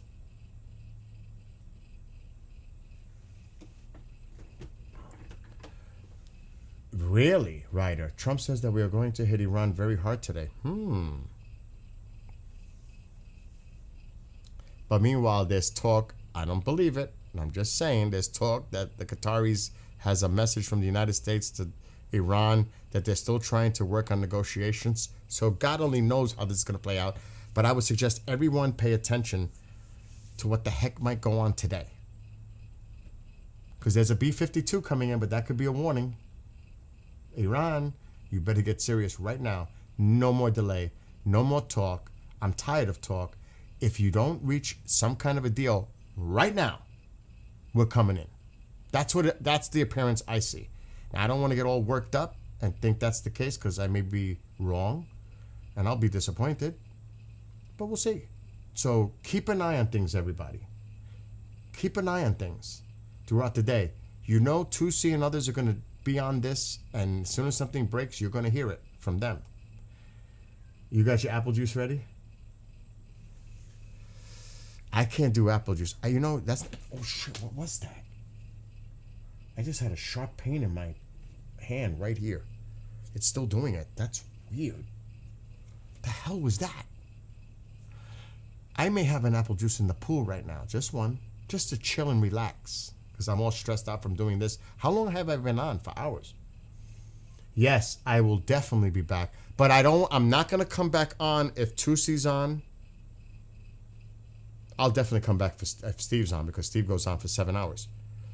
If I'm going to go watch Tusi, then I'll come after Tusi's done, because I'm not going to overlap. Because I actually want to see what Tusi has to say. And I'm sure he's going to give updates of what happened in Belfast, too. So I definitely will wait for Tusi to go on, and then I'll come on after Tusi. That's what I'm keeping an eye on right now, for Tusi. You know what I'm saying? What's up, Marianne? Good morning. Is it still morning? Technically, yes, for me. All right, everybody. I'm going to bail out now. I haven't even had breakfast yet. And I got to call my boss, who's trying to call me. See what the hell is going on. Be well, be blessed, be safe. Pray for the people in Ireland, UK, everywhere, Israel, Iran. I know some people have various opinions about everything. Pray for peace. Love is all. It's all the power of love and not hate. You know, all that. But pray that for everyone here, everywhere in your countries, pray for everyone. Prayer is a lot better. I mean, I'm just saying from me as a Catholic faith, that good will overcome and defeat evil. At least in my personal view of what evil is. So God bless, I'll just say, because I don't want to get too religious. Blessings to everyone. Be well, be blessed, be safe, and I'll see everybody later. But if anybody hears anything, you know how to reach me. Put a comment in the YouTube stream after it's over. Put a comment. I will see it. If something happens, just say, Bill, this is happening. I'll jump right back on. Because I could be in the pool, but I'll get the notifications on the phone. If you hear anything, say something. Put it in the comments so it gets to my attention. I'll come right back. Listen to the latest, yes, from Fox News about the pilots. Oh, God, what happened about the pilots now? If I swear Mom gets on me, you don't even know how it is with Mom. She's really religious. Like, I can't say swear, I swear. If I even say I swear, she gets on me. Never say the Lord's name in vain. Oh, it won't stop for like 20 minutes. Anyway, let me get out of here. Marianne, I'm going to check that off topic. But again, what's up? Oh my God, look who's in chat. Shady. How are you? Please send my love to the family. Dad, your brothers, everybody, the family. Shady, I miss everybody. Eric looks different. He looks like he's getting big. He looks like he's working out at the gym a lot. What about the pilots? Yeah, I want to hear this quickly. What about the pilots? What happened with the pilots from the Apache? What's going on? I heard they were uninjured. What happened to them? What's going on? Marianne, you got to fill me in. You can't leave me hanging like this before I go. And everybody else is curious now, too. Hey, 006, I may have to get the game. You know that, right? We're going to have to communicate on this. We're going to have to go into our 00 mode, you and I. Do you know that I'm 009. He's 006. There's a long story behind that. People actually thought we were working for... Remember that? He knows. Marianne probably knows too, because she's been here since the beginning. The drone between the two of them, unexplored, what? I don't know. Just clarify what you're trying to say before I leave, because I'm curious what's going on. What did Fox News say about the pilots? I gotta go because I may be missing a meeting. I can't miss a meeting. I didn't hear anything about a meeting, so I gotta call, find out what the hell's going on. Okay, here it is. What somebody just said. Oh shit, we need to play this. Right away. Right away.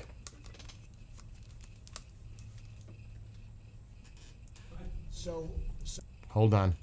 We need to see it. You ready? so we'll see what happens.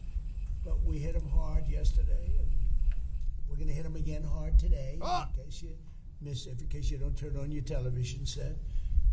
And we'll see what happens with the deal. We were really close to a deal, but they keep tapping us along. They keep playing us for suckers because you know.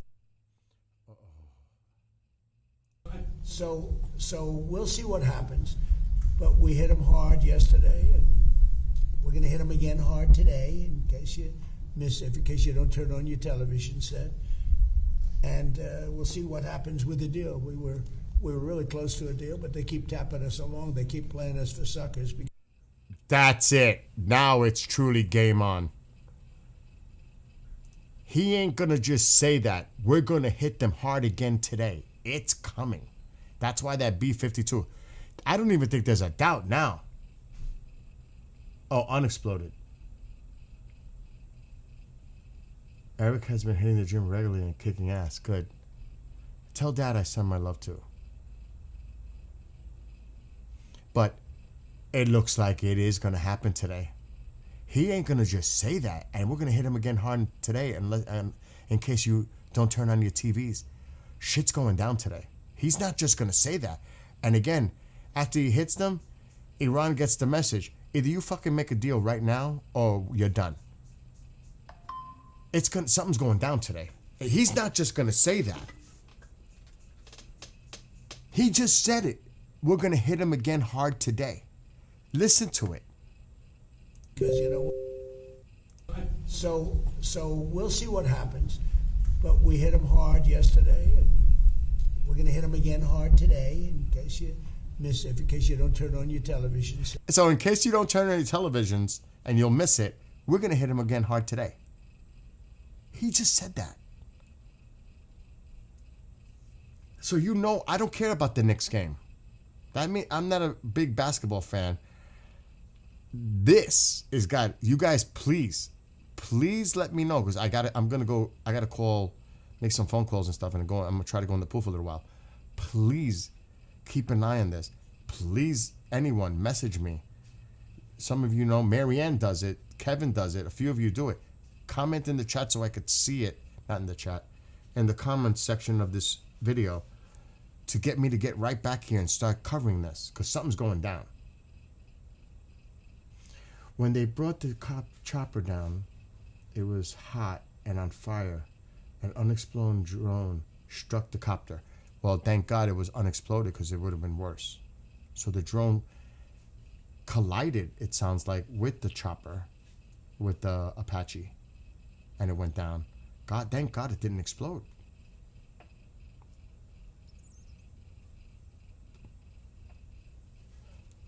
So it looks like that B-2 bomb, that B-52 is not just for show.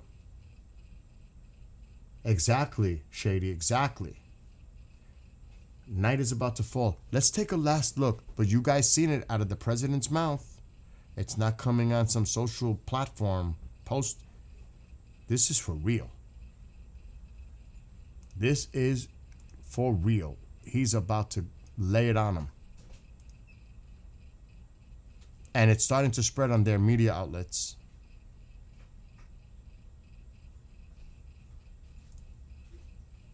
One last check at Flight Radar. And Shady, stop by more often. I know you work and you're busy. Stop by more often. And like I said, tell the family I said hello.